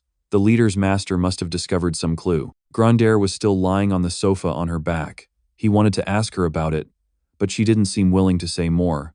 Seeing her so calm, he told himself, perhaps this isn't something we need to worry too much about. Hans slammed the table and stood up, annoyed. This is making me so uncomfortable. I really don't want to do this myself, but my boss's master told me I can't just let this go. At the very least, I have to check whether this will interfere with his plans. That's my role. In another room, a woman was reading a book and humming. Hans burst in, slamming the door and yelled, Look, get ready to go out. The girl jumped. You scared me. The girl was Bellaluna Paetana, codename Frances Scott Fitzgerald, with an elf-like appearance, red-orange hair and pointed ears. She turned and asked, Going out? Where are we going? Hans explained. There's a place we need to check right away. Gather every tool we can use for the investigation. At the Lindebrun sewers, a strange, root-like thing had appeared there, a sign of danger. At the same time in the capital, Phaceus expressed deep admiration for Ludger. I've heard a lot about you, Lord Ludger Cherish. You caused quite a stir in the magical community at the recent occult conference. Ludger replied modestly, Not at all. Phaceus remarked, You're too modest. Of course it's a big deal, very few people in the world can do what you can. Ludger affirmed, No matter what others think. At least, that's how I see it. Phaceus quietly turned back. It seemed he truly thought it wasn't anything noteworthy. He must be on a completely different level from people like us. Maybe that's why the princess was so eager to meet you. They both moved toward a splendid pavilion where a figure was waiting. Phaceus bowed respectfully. Your Highness, as ordered, I have brought the guest. Princess Eileen, seated regally, said, "Well done, Sir Phaeus. I want to speak with him alone, please leave us." Phaeus replied, "Yes, Your Highness. The first time I came to the capital Lindebrunn was 7 years ago, when I had just stepped out into the world and was looking for work. At that time, I accidentally ran into someone, and that led to a short collaborative venture. She later became first in the line of succession, known as the future queen." Princess Eileen smiled slyly, leaning toward Ludger. "I've always wanted to meet you, Lord Ludger Cherish. Or would you prefer the name they used to call you back then?" That blonde woman, Eileen von Exilian, looked straight at Ludger and spoke the secret identity he had once used, Jack the Ripper. 7 years ago, Ludger accidentally bumped into a cloaked figure. The figure staggered, and he stepped back, wary. What? That person was Princess Eileen von Exilian. Damn, I didn't see her coming from that corner, she thought, biting her lip. I even brought the relic to suppress any sign of presence. Ludger looked at the person who had collided with him, his gaze icy. I didn't detect any presence earlier, even after I heightened my senses against pursuit, he growled. Who are you? Back in the present, inside the palace, Ludger and Princess Eileen sat opposite each other, enjoying tea. Ludger asked, "Did you know who I was from the very beginning? When did you start digging into my past?" The princess smiled confidently. "Do you really think you could slip out of my control simply because we haven't met in 7 years? Especially after you've made such a name for yourself in magical circles?" The princess reached for her teacup and said, "Besides, my pawn in Redderbelka has been repeatedly intercepted lately. That's when I understood the situation clearly." She took a sip of tea and continued, "Because if Lady Tarinna had trouble with anyone, it would certainly be you." Ludger replied coldly, "Only you would dare treat the royal guards as pawns to be manipulated." She went straight to the point. "So, what is your purpose in coming to the palace?" Ludger answered calmly, "Just official business. I came here as a supervising instructor from the Sioran Academy." Eileen raised an eyebrow and smiled faintly. "Do you really think I would believe that lie? What are you looking for in the palace?" Ludger stared straight into her eyes, remained silent, and gave no answer. 30 minutes earlier, inside the sewer tunnels, a black crow landed on Hans's hand, a small scrap of paper tied to its leg. "Now, take this to him." The large crow flapped its wings and flew away. Bellaluna walked along, asking suspiciously, "Do you really think that bird will fly to the leader?" Hans replied confidently, "Of course. With my current abilities, that's not a problem." The two continued walking through the vast tunnel. Bellaluna said in surprise, "I know they're a 1,000-year empire, but who would have guessed they have such an extensive and complex underground system?" Hans nodded. "That's right. I also didn't expect it to be this deep, but look at how poorly it's been maintained. This area seems to have been abandoned. Besides, my rats couldn't reach this place, which means it's not an ordinary sewer." He pointed at something nearby. "Do you remember the thing we saw when we first went in? The root of a giant tree. Do you know what that is?" Bellaluna shook her head. "No. I've never seen a tree that big." She scratched her hair lightly, suddenly remembering something. "Ah. Actually, I have a bit of an idea." Hans pressed. "Really? What is it?" Suddenly, a roar rang out. The two froze and looked ahead. "What was that sound?" Hans asked. Bellaluna looked around, tense. "It sounds like the roar of a beast." A giant black tiger with glowing green eyes leapt out of the darkness, roared, and charged at them. Both screamed in panic and turned to run. The creature let out a loud roar and began to chase them. Both Hans and Bellaluna turned and ran for their lives in terror. They ran for their lives. Hans, astonished, stammered, "What the hell is that? A cryptid?" He panicked. "Why is it here?" Hans panted as he ran. "What the hell is that? A cryptid? Why is it here?" Bellaluna was nearly exhausted. I can't run anymore." Hans shouted, "Don't give up, unless you want it to eat you." He glanced at the creature closing in. "Damn, it's only a matter of time before it catches up. Should I fully transform? But I'm not sure I can fight that thing." "Wait, stop," Bellaluna shouted. Hans stumbled after her. "What? What's happening?" "Look, that's not a cryptid. It's a chimera." Hans froze. "A chimera? I've heard of them. A biological weapon created by dark mages, combining features from many different creatures." Bellaluna quickly pulled something out and grinned maniacally. Hans tried to stop her. "Wait, does it matter whether it's a cryptid or a chimera? Either way, it's trying to kill us." She snarled, "A cryptid is one thing, but I'm not afraid of a chimera. After that declaration, both of them braced for battle. The monster lunged, its claws driving into the ground with a thunderous crack. Bellaluna and Hans quickly dodged. A blazing golden light erupted, unleashing a magical attack. A burst of golden light exploded, the magical strike binding the chimera with brown gold vines. It snarled and thrashed violently. Hans watched Bellaluna's strike in astonishment. My God, she's even stronger than I thought. Maybe that's why the boss brought this elf along. Hans, astonished, asked, "But why aren't you afraid of the chimera?"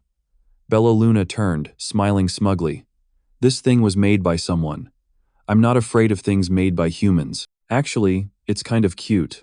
Look, this graceful form doesn't have a single tear." Hans sighed. Anyway, hurry up and move before it breaks free." Bellaluna retorted. "What? Why should we run away?" Hans snapped back. "Because it's dangerous." Bellaluna, her eyes sparkling like stars, completely ignored Hans. She said excitedly, "This is a perfect chance to take it apart and see what's inside, right?" Hans cried out in horror. "What?" Bellaluna stepped closer and stared straight at the chimera. Her eyes were full of fascination. Her voice turned eerie. Hey, I'll personally check what's inside you, you adorable thing."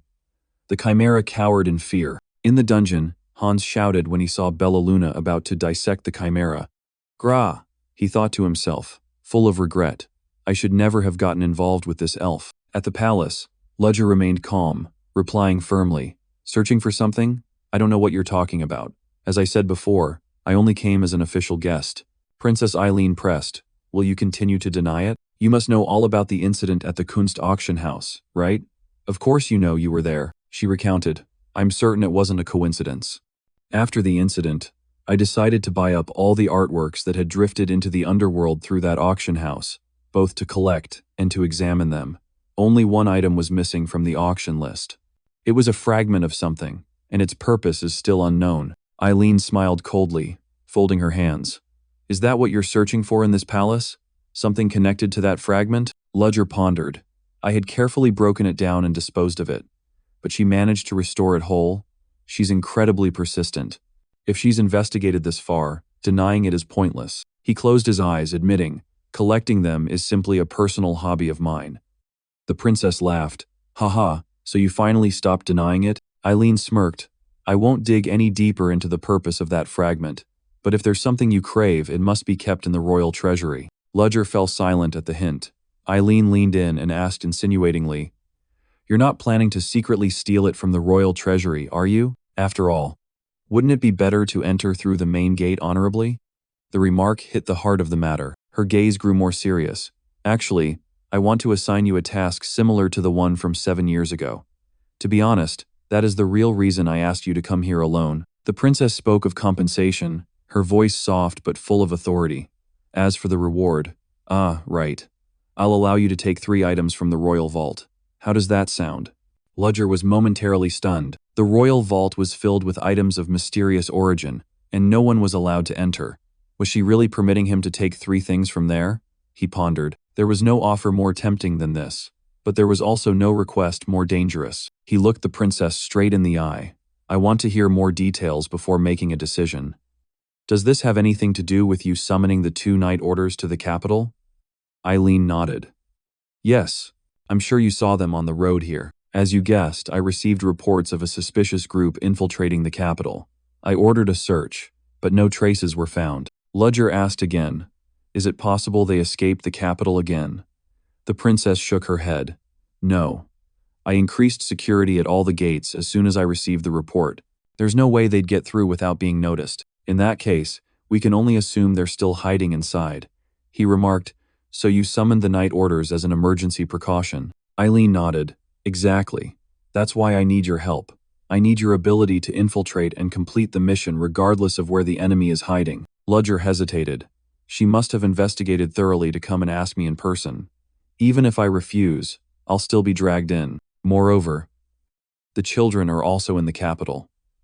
There's no reason to withdraw," he said decisively. "I trust that you will keep your promise about the reward." Eileen smiled confidently. "Of course. You've worked for me before. You know I always keep my word. So, do you have any additional information?" Ludger asked, just as footsteps sounded on the stairs. The princess replied, "Wait a moment. My maid will bring the news right away." "Ah, she's here." A woman with her black hair tied up, dressed in a neat uniform, entered. "Your Highness, I've arrived. Here is the report." Mandalina looked up and froze. The princess and Ludger were sitting opposite each other. Both of them were stunned. Mandalina shouted, "Eek! You! What are you doing here?" Ludger raised an eyebrow. "You!" Mandalina was completely terrified, trembling as she heard the accusation. "Mandalina, what the hell are you doing here?" In the foyer of the Crystal Palace Museum, noise echoed everywhere. A girl called out loudly, "Everyone, this is the Crystal Palace Museum, which preserves the history of magic. This place is always crowded, even when it's not exhibition season." An advisor reminded, "We reserved in advance, so please feel free to look around." Amid the crowd, a pink-haired girl fumbled to blend in, looking tired. "Ah, this is too hard." That was Loina Pavlini, a 6th-rank witch of the Despair Alliance. She muttered inwardly, "Why did the Alliance make me an advisor? I'm terrible at social interaction." A shy student asked, "Excuse me?" Loina was startled and stammered, "Yes? What's the matter?" Lin looked around. "Can we see all kinds of magic here?" Loina nodded. Almost everything is available here. The Arcane Tower and various academies all contribute information." Lin hesitated. "So then, maybe, you can find magic related to non-elemental mana here?" Loina replied, her voice softer. "Of course. You can even see spells you've never heard of before. That said, you won't learn all their secrets." Lin, surprised, said, "Wow, I get it now." They walked and talked. Loina quietly asked, "Is it true that you use non-elemental mana?" "Yes," Lin replied. "I've never been able to use elemental magic well." Loina remarked, "Then it must be very inconvenient for you." Lin smiled, "Yes, but I still try to keep up with classes.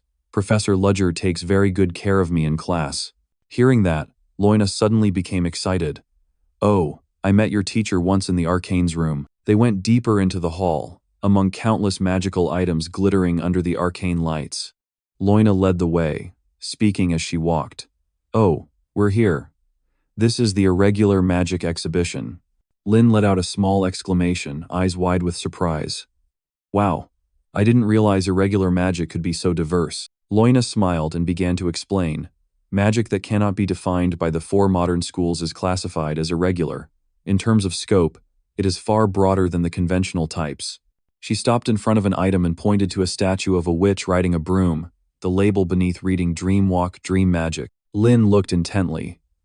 "Huh? Dream magic?" "Yes." Loina nodded. "It's a form of divine magic, holy magic. It is the most commonly used type of irregular magic. Mainly paladins, investigators, and the clerics of the Luminese Order use it." Lin gave a slight nod, her expression pensive. Loina continued, speaking more slowly. "Actually, they don't call it magic, but rather miracles granted by the gods. But because they still conform to modern theory, it is regarded as semi-magic." Lin focused on the silhouette of the praying figure. An inner voice echoed, "What is this?" She found it hard to describe. "It feels like it's drawing me in a strange way." The shimmering, radiant image before her sparked a sense of curiosity. Back at the palace, Ludger rose from the tea table, his voice cold and low. "Mandalina, what do you think you're doing here?" Mandalina flinched and stammered, "Yes, I was only—" The maid recoiled, trembling reflexively. Princess Eileen, still sitting calmly in her chair, cut in with a sigh. "Stop. She is now my loyal maid." Ludger, skeptical, narrowed his eyes. "Your maid? Since when have you become so forgiving?" He continued resolutely. "She was one of Marquis Tepperone's most trusted lieutenants, the mastermind behind the coup 7 years ago. She was also a member of Alpha, the secret special unit of Black Ops." Upon hearing this, Mandalina turned pale and trembled all over. The princess remained composed and replied, "Yes, and that is precisely why I secretly went out to meet you then. Although I admit she was the only one to survive your Alpha unit's massacre. I never intended to forgive a traitor. Alpha was composed of Black Ops' most dangerous operatives. I personally hunted them down after the coup was crushed, fully aware there would be significant casualties. But the moment she saw me, she didn't even think about fighting. She surrendered with everything she had." The princess smiled softly, her voice edged with irony. "I was stunned. All my preparations seemed to mean nothing. In the end, I merely detained her. The image flashed into his mind. Mandalina kneeling amid the rubble, her tears mixing with dust as she shouted, "I surrender. I give up." Ludger clicked his tongue and nodded. She actually did that again? Truly unchanged. I'm at a loss, too. Eileen asked curiously, "Oh, I thought she simply escaped from you." Ludger shrugged helplessly. After seeing me fight, she dropped to her knees, begging while her companions fell one by one. She looked so pitiable, so I let her go. He recalled Mandalina clasping her hands and trembling. "Please don't kill me." The princess glanced at the maid standing nearby. "Well, no one can stand her shamelessness. Anyway, she's my loyal hound now, so you don't need to worry." Mandalina stood on tiptoe, scratched her head, and grinned broadly. "That's right. I am your highness's loyal hound." Ludger could only sigh, a hint of helplessness in his eyes. "I understand, your highness, if that is your wish." Princess Eileen leaned forward, her gaze turning cold again. "So, Mandalina, what news do you bring?" "Oh yes." Mandalina forced a smile and quickly replied, "I'll report right away." After tracking the trail, we determined that they were hiding in the sewer system. However, the area is monitored, so we could only observe near the entrance. The princess said in a low voice, "Someone like you forced to withdraw. If that's the case, then that place must have become their base." No sooner had she finished speaking than a soft whooshing sound rang out. Something was flying toward them. Ludger immediately rose from the table and said briefly, "Excuse me." He stepped to the railing and reached out. A jet-black crow alighted on his hand. Princess Eileen raised an eyebrow in surprise. "Impressive. You can even control birds?" Ludger replied calmly, "Not me, but one of my subordinates." The crow took off, leaving a thin scrap of paper on his hand. Ludger opened it, his eyes scanning the lines, then said, "It seems my subordinate had already surveyed the sewer system. He used a different route to get in, not the same one as Mandalina." He turned back to the princess. "According to the report, there's a massive factory underground. Your Highness, do you have any idea about this place?" Eileen paused in thought for a moment, then shook her head. "I'm not clear on the details either." A flicker of doubt crossed Ludger's eyes. "Are you hiding something in this situation?" Eileen answered immediately, her tone firm. "Absolutely not. It's a place even I, as a princess, know very little about." She suddenly changed the subject. "Do you know how long the history of this country stretches back?" Ludger replied without hesitation, "About 1,000 years, right?" Eileen looked him straight in the eye, her expression grave. "No. In fact, less than 500 years. I learned that from confidential records in the royal archives." Ludger froze. "What? Nearly twice the actual time? Why does the public think otherwise?" Eileen asked again, "Do you know anything about the kingdom that existed before Exilion?" "Because its history was almost erased, people believe it was just a small, insignificant state. In truth, the Exilion Empire is the successor to that kingdom. Like a new painting painted over an old canvas. Its history was completely replaced, and the old royal line was wiped out. But some traces were preserved and absorbed into the present history." Ludger fell silent for a moment, then said slowly, "It's hard to believe. Who could do that to an entire country?" Princess Eileen's gaze was icy. "Surely you must have some idea who could do such a thing." "It was the most influential power across the entire continent at that time." He answered, "The kingdom of Bredis." Eileen nodded slightly. "That's right. In short, that underground sewer system is the remnant of an ancient civilization that predates even the Empire's official history. Now, do you understand why I don't know much about it? Of course, this conversation is classified top secret. It must not be leaked." "I understand," Ludger replied calmly. "So, can you tell me the real identities of those hiding underground?" Eileen looked him in the eye, her expression serious. "Yes, I can confirm it's the Liberation Army." Ludger frowned slightly, pondering. "The Liberation Army, huh? They sow fear among the people, and they have backing behind them. So finally, Nikolai has shown himself." He stood up to leave. "In that case, we must act quickly. The Liberation Army will likely move today, or at the latest, tomorrow." Eileen frowned. "That soon? On what do you base that?" Ludger turned around. "Because students from Siorn are present here, along with key figures from the Magic Tower. From their perspective, there is no better target than this." Eileen nodded slowly. "Makes sense. But with 6th-level mages here, it will be very difficult for the Liberation Army to act on their own." Ludger replied. They have gunpowder that can neutralize the fire magic of fire's silence. Even a 6th-level mage can be ambushed if caught off guard. We must be cautious. He bowed his head slightly. I have enough information. Given the urgency, I will leave immediately. Eileen nodded lightly. All right, I'll have Phaeus stay to assist you. He already understands the situation, so there's no need to explain it again. Ludger went down the stairs and replied, I understand. Thank you, Your Highness. Eileen watched him go, her gaze distant. He knows things I cannot grasp, and to him it's nothing special. I thought I had caught up, but I'm still too far behind. Even after 7 years, Ludger remained an admirable talent and utterly captivating. After walking a short distance, Ludger suddenly turned his head slightly, as if sensing someone thinking about him. He glanced over and caught Mandalina scratching her head and smiling foolishly. He thought to himself, how can she smile like that at the man who once nearly killed her? He sighed softly. Truly a strange woman. Ahead, Phaeus stood waiting. He tilted his head in greeting. You're back. Did the conversation with the princess go smoothly? Ludger replied, Yeah. I assume you're up to speed on the situation. Phaeus, in his royal guard uniform, solemnly bowed to me. Phaeus, royal guard and the princess's shadowed blade, offers his respects to you, Jack the Ripper *. It's an honor to stand alongside you. Ludger nodded in reply. I also look forward to working with you. 30 minutes later, in the city of Lindebrunn, Phaeus asked, What are you planning to do next? Go down into the earth right away? The two walked through the crowded streets.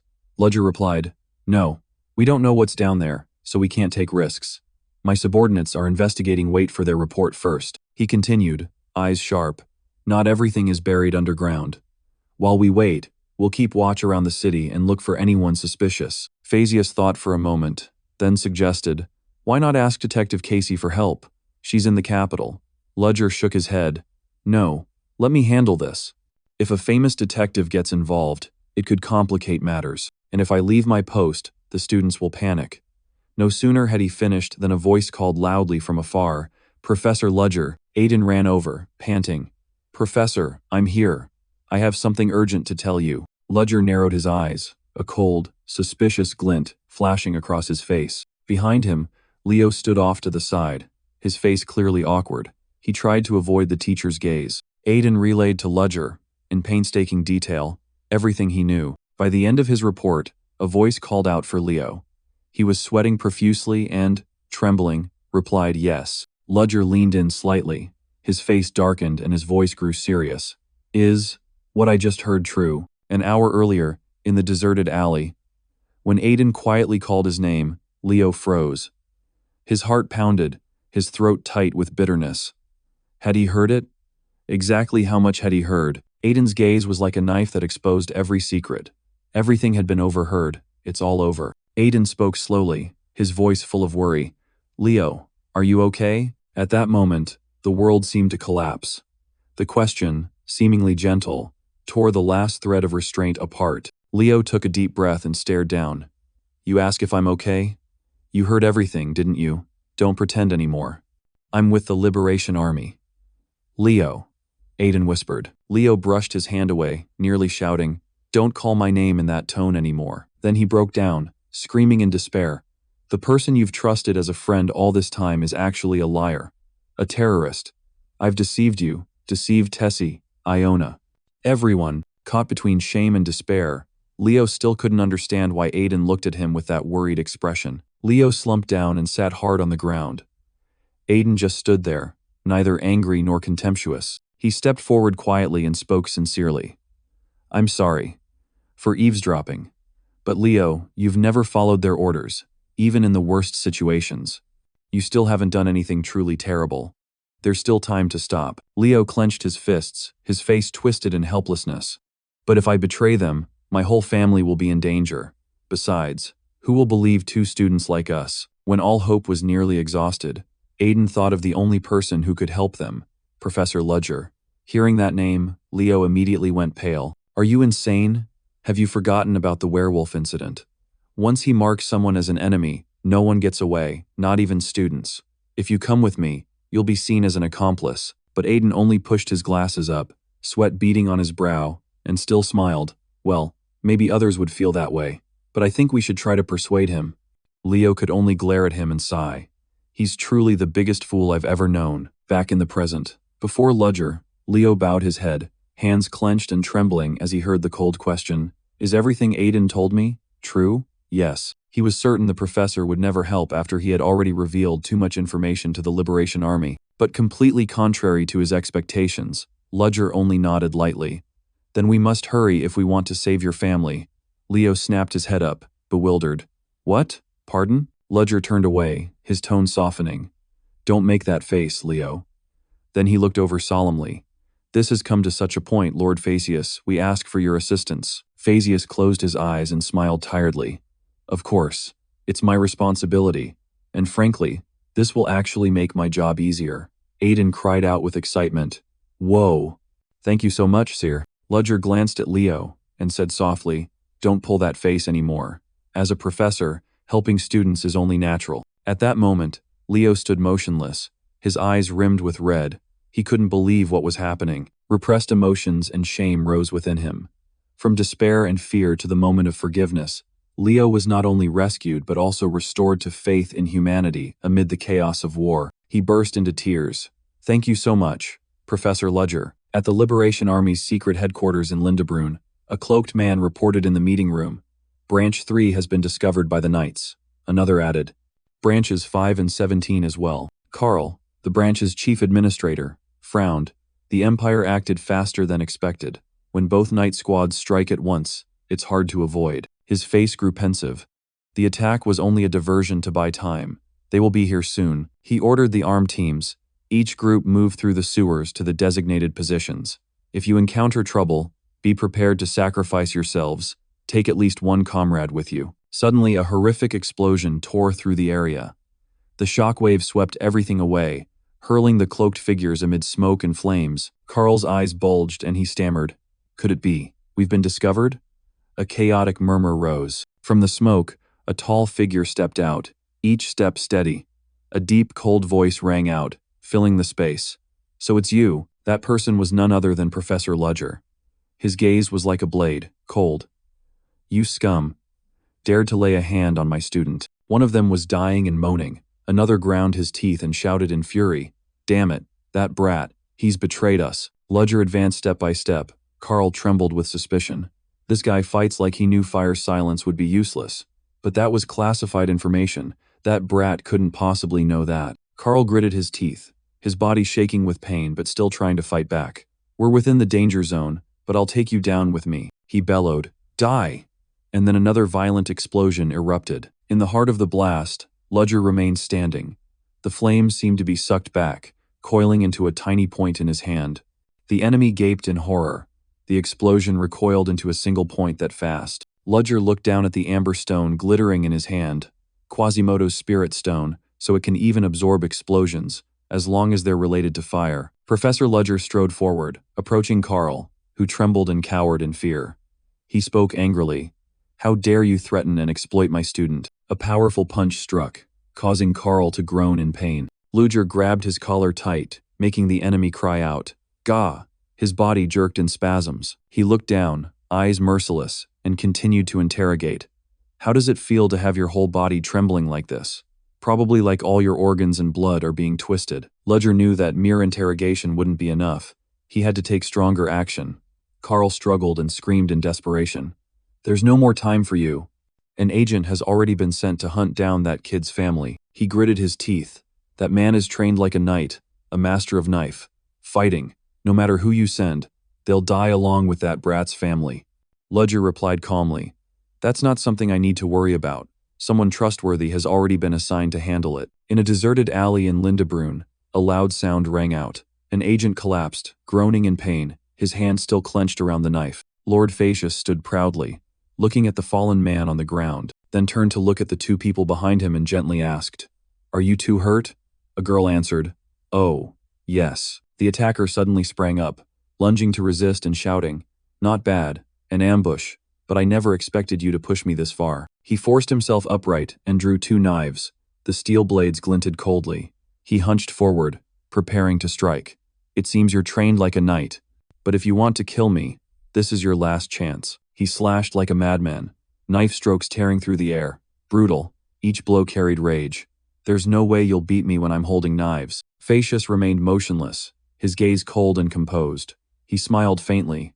That was indeed a good opportunity just now, and in fact I have no reason not to kill you. In that moment, the air seemed to tear apart as a burst of blue energy flared. He turned, power concentrated in his hand, his voice booming like thunder. I can create the opportunity to kill you. Whenever I want. The blue light shot forth, ripping through space. The agent was flung aside, crashing to the ground. 30 minutes later, Leo finally reunited with his mother and sister. His family was safe. With a trembling, emotional voice, he offered heartfelt thanks to Ludger, who had saved them from the disaster. Ludger simply replied calmly that it was his duty, then advised Leo to spend some time with his family before returning to the academy. Phaetus stood beside him, watching the student's figure grow smaller. Half joking, half suspicious. It seems you don't intend to hold the boy accountable for anything. But after all, he once helped the Liberation Army. Will everything be all right? Ludger answered nonchalantly. Look at him. Does he resemble the others in the Liberation Army? Phaetus laughed and scratched his head. Well, no. But what if it's all just a ruse? I truly didn't expect you to trust your student so much. I believe in him, Ludger said, his gaze unshaken. Not because he's a student, but because he values his family. Those words left Phaetus silent. For a moment, he remembered the princess's words from years ago. Phaetus, the reason I chose you to be my shadow. Because you are willing to get your hands stained with another's blood, yet in your heart you always pursue justice. That very contradiction made him think of Jack the Ripper, a man both rational and susceptible to human emotion. As if the deepest part of his heart had been touched, Phaetus could only sigh softly. Then he briefly asked about the situation. Ludger replied calmly, I handed the agents over to the knights, and according to the testimony, they're preparing a large-scale terrorist attack. He hesitated before adding, it could be aimed at the Crystal Palace or the Grand Square. Suddenly, a piercing scream rang out from afar, putting both of them instantly on alert. The calm that had just begun to settle was torn apart by a sense of foreboding. Boom! A thunderous explosion shredded the air. Gunfire echoed, smoke and screams mingled in a scene of chaos. Phaetus gritted his teeth. Immediately realizing what was happening, the attack had begun. Ludger and he sprinted off at once, their gazes turning ice-cold. Emergency location, Lindebrun Center. At Lindebrun Center, the ground shook violently. Black smoke billowed from the sewers. Then, with a deafening blast, a violent explosion ripped through the city center. The ground cracked open, dust and smoke rose high, and manhole covers were hurled into the sky like leaves in a storm. A savage roar tore through the air. From the smoke poured malformed creatures, hybrids of wolf and tiger with backs bristling with sharp spines, surging out like wild beasts. Panicked citizens screamed, monsters, run. A giant beast, its eyes blazing yellow, roared and lunged forward, knocking a man down amid the crowd. The man let out a piercing cry. At the critical moment, a towering figure in knightly armor appeared and seized the roaring monster. Behind them, another explosion rang out. Smoke billowed as pieces of the monster were flung everywhere. The man remained standing, gripping the creature by the neck and hoisting it up. It was Phyron, a level 6 mage of the Shattered Dreams Alliance. From the School of Muscular Biology, Phyron shouted, Hey girl, are you planning to smash the whole road, just throwing things around without thinking? An angry female voice answered from afar. The pink-haired girl Caroline Monarch shouted, You musclehead. Are you seriously worrying about that now? We were supposed to sweep them all at once, not pick them off one by one like you're doing. All around, monster corpses lay scattered.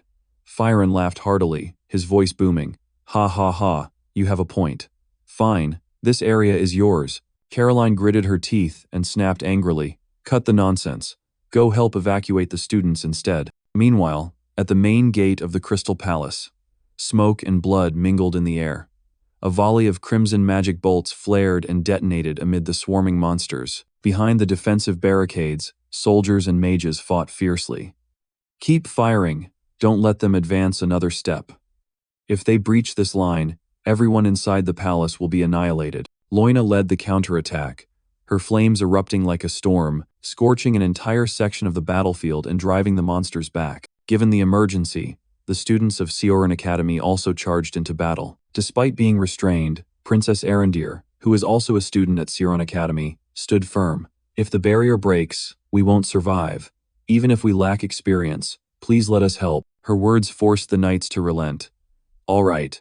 But if the situation gets out of control, fall back immediately. And, immediately after, a volley of magic bolts streaked out like combat fireworks, scattering the horde of monsters charging forward. The monsters were flung aside, shards of spikes breaking off from their tails. They roared in fury and whipped their tails. Hundreds of sharp barbs sliced through the air like rain, driving straight at the defensive line. Soldiers were wounded, blood spattering everywhere, bodies collapsing.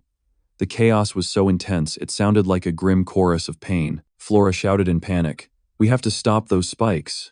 Cheryl, can you do it?" The blonde girl rushed forward. "Leave it to me." Cheryl stepped forward, green mana swirling around her. A massive wall of ice surged up from the ground, blocking the entire assault. The impact rang like thunder as the ice splintered, but everything was held back. Not missing her chance, Flora punched a hole, stepped out, raised her hand high, and unleashed a purple bolt of magical lightning, which converged into rotating circles of magic in the air, then unleashed a storm of lightning upon the gate. The monsters were torn apart by a force that made onlookers hold their breath, the entire battlefield glowing with electric fire. Two students at the back stared in bewilderment. Truly amazing. The other gaped in awe. Whoa. I knew she was a genius, but in a real fight she's even more formidable. But the brief sense of relief had barely flickered when a new danger struck. Two other monsters appeared on the roof. They roared, lashed their tails, and spikes shot out like machine gun fire. Flora froze, unable to react in time. Luckily, Lynn rushed forward to shield her. She focused her magic. A glowing magic circle flared up, forming an energy shield that blocked the entire attack, but the pressure was so great it pushed her backward. She turned back and asked urgently, "Are you okay?" Flora was still dazed and couldn't answer. Suddenly a light flashed from the gray sky. The two students looked up in surprise. Right after that, thousands of golden beams descended at once, like a divine rain sweeping away the remaining monsters. Above, Ludger appeared, hovering in midair, his wand before him shining brilliantly. His voice rang out, "Is everyone all right?" Cheers erupted everywhere. The students shouted, "Hooray, Professor Ludger, you've saved us." He landed as lightly as the breeze, but a second later he turned to look at Lynn and Flora, making both of them flinch. He stepped closer and asked, "Are you okay?" Startled, Flora stammered, "Oh, I'm fine." The professor asked again, "Lynn?" Lynn, slightly flustered, hurriedly replied, "Oh, yes, I'm completely fine." Flora stood behind, motionless, her heart aching. The teacher's question was like an invisible blade slicing straight into her heart. The pride she had clung to for so long shattered. She bowed her head, her hands clenched so tightly they went white. 1 hour later, at the temporary shelter in Lindebrunn Central Square, the atmosphere was solemn and tense. On the platform, Princess Eileen von Exilian, first princess of the Empire, spoke in a clear, commanding voice. "First, I would like to express my deep gratitude to all of you. Thanks to your courage and efforts, casualties have been reduced to a minimum." The knights and advisors all stood at attention awaiting orders. The princess continued, "Now, report on the situation." The knights replied, "Yes, Your Highness." Lloyd Nightcrawler stepped forward and reported, "Around 2 this afternoon, chimera creatures emerged from the sewer system and attacked the city. Exploiting the chaos, the Liberation Army carried out terrorist attacks targeting the students and mentors of Sioran Academy. However, thanks to the information about the gunpowder that Your Highness provided earlier, we were able to counterattack and contain the enemy without suffering too many losses. Even so, there were too many chimera. Some areas suffered heavy damage." Princess Eileen closed her eyes and sighed softly. "I understand." Her gaze settled on Ludger. "Without that man, the situation would surely have been far worse. He even saved Arendir at the Crystal Palace. Once again, I am indebted to him." The princess took a deep breath, then spoke in a steely voice. "We need to end this right now. Morning can wait. For now, we must discuss the next course of action." Immediately, a flurry of opinions erupted. "We must set up defensive lines first. Protecting civilians is the priority. No, this is our chance to counterattack. Enter the sewers and wipe out the enemy now." Whispers began to spread, splitting into many factions of opinion. Some worried, "We don't even know what's down there. What if it's a trap? Are you planning to send our entire force to their deaths?" Another countered, "Don't underestimate our strength.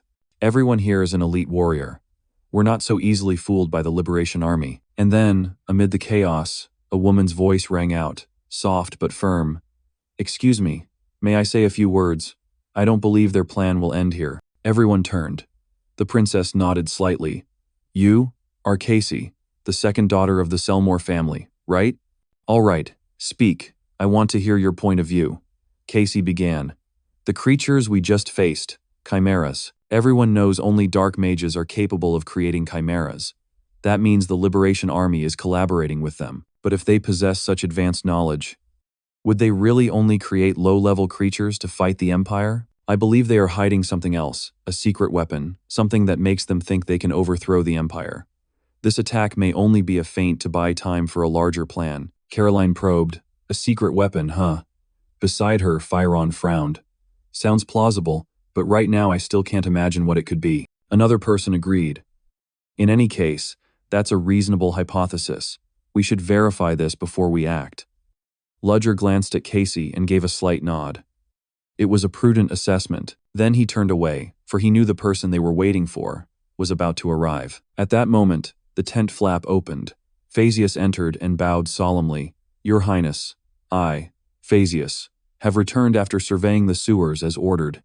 Eileen nodded, her voice calm but authoritative. "Phasius, well done." Phasius stepped forward a few paces to prepare his report. Ludger stood behind him in silence. In fact, all that information had been gathered by Hans and Bellaluna. He recalled Hans contacting him. "That's all we found, boss." He also remembered Hans's instruction. "Good. For now, withdraw safely." Then he looked at the man beside him. "Lord Phasius, please report to His Highness what you have just heard." Phasius, appearing bewildered, asked in surprise, "What? Why don't you report it to him yourself?" Professor Ludger explained. "There will be an expanded meeting in the main tent soon, with many high-ranking representatives. I'm just a professor. It's not appropriate for me to present such sensitive information directly." Phasius nodded, understanding. "I understand. Then I will speak up at the appropriate time." He understood. It would be difficult for anyone to suspect one of His Highness's close attendants. Having heard it, she probably grasped the situation as well. At the conference, Princess Eileen studied a report intently, her brows slightly furrowed. She spoke up. "They've created a massive underground facility. Of course, to produce such a large number of chimeras, they'd need a hideout big enough to serve as an incubation base." Veronica flinched. "A facility? But there's no space that large underground?" Eileen looked up and replied, "There is. During the expansion of the sewer system, there was an area abandoned due to a structural failure. It's very likely they've taken over that place and been preparing for this for a long time." A captain of the guards cut in, his expression serious. "But, to rear the chimeras, they not only need a facility, they also require an enormous amount of materials and energy. How could they transport so much through the sewers without being detected?" Princess Eileen spoke to reassure them. "Don't worry, Captain of the Guard. I'm not suggesting that any of your men colluded with them. From the start, they have not been bringing materials in from outside." Others also wondered. "So, you mean that such a massive amount of material exists right beneath the ground? What on earth is it?" The princess closed her eyes slightly, her expression heavy. "Buried deep beneath the earth, unknown to anyone. There is a dead world tree." A few hours earlier, in the sewer system, Bellaluna, covered in blood, was dissecting the chimera corpse on the spot. The pungent stench made Hans behind her queasy, nearly gagging. She chuckled softly, her voice excited. "Heh, what a pity. We can't possibly understand everything from a single specimen like this." Hans glared at her. "I've seen a lot of horrific things in my life, but this one takes the cake.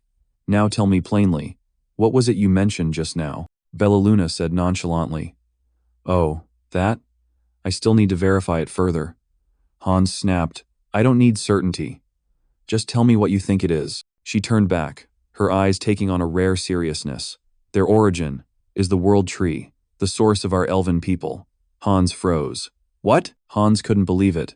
"You mean, a tree big enough to cover that whole forest? The tree the elves worship? How could something like that exist here?" Bellaluna blinked and replied, I'm not sure either. But if we go deeper, we might find the answer." Hans cautioned. "Go deeper? It would be very dangerous with just the two of us." Bellaluna said confidently, "I have an idea about that." Back in the meeting, the room erupted in murmurs. The World Tree under the Capitol? Impossible. The crowd was thrown into confusion. A rank 6 mage in iron armor named Lutheran, a new member of the tower, stepped forward. Lord Phasius, are you sure about what you saw? The World Tree can't simply exist like that. It used to be an ancient sapling in this land, but it requires very strict conditions to develop. You say it lived underground? Phasium replied firmly, I saw it with my own eyes. Though it's withered, there's no mistaking it. That's the World Tree. The captain of the guard added, if that's true, then its massive trunk and roots are the source material for creating chimeras. Even dead, it still contains immense life force. Princess Eileen nodded, her voice steady. If so, the enemy will surely continue producing more chimeras. We must infiltrate the underground area and wipe them out immediately. She ordered, discuss among yourselves, and decide who will be sent into the sewers. A female knight of Nightcrawler suggested, those with the best skills should take part in this mission. Commander Tarina remained stern and replied, everyone here is capable. However, we can't send too many. We should form teams of 2 or 3. Lutheran added, we also need a team dedicated to analyzing the World Tree underground. Casey turned and asked, but who has enough knowledge to do that? A deep voice sounded from behind. I am suited for that position. Casey looked down in surprise. Professor Benamor? Benamor, neat in his spectacles, explained confidently. My family once collected and studied a specimen of the World Tree. I believe that, as a member of the Benamor family who specializes in herbalism, I can certainly take on this task. Ludger watched him quietly. He didn't look like he was lying. Then he spoke. But it would be very dangerous for a researcher to go alone. You'll need a few people who can fight, in case of an emergency. At that moment, Fyron stepped forward, laughing loudly. I think Professor Ludger should go along. The two of you are both professors. You'd certainly feel comfortable cooperating with each other. Ludger frowned, slightly displeased. Excuse me? What about Caroline or you, Fyron? Aren't you two more trustworthy? Caroline Monarch shook her head. We can't. Both of us fight by expending a great deal of energy. If something goes wrong, even a little uncontrolled energy could cause the entire area to collapse. Fyron burst out laughing. Don't worry. Compared to the tactical teams, you'd be much safer going. Ludger thought to himself, glancing at Benamor. It's not that he's reluctant to go. I'm just not used to working with this person. And why is he so quiet today? He usually objects most vehemently. The princess nodded slightly and closed the meeting. So the analysis team has been formed. Now only the tactical teams remain. 30 minutes later. At the shelter's supply tent. Oh, hello boss. Yes, I received the information you sent. Well done. Ludger stepped forward. Hans looked tense and said, sorry for acting without informing you beforehand. Ludger replied calmly, it's fine, but I'm rather surprised you went down underground by yourself. Hans replied awkwardly, because your master told me to inspect that area carefully. Ludger raised an eyebrow. My master? If she said so. I should be even more on guard when going down. Although it's probably not too serious.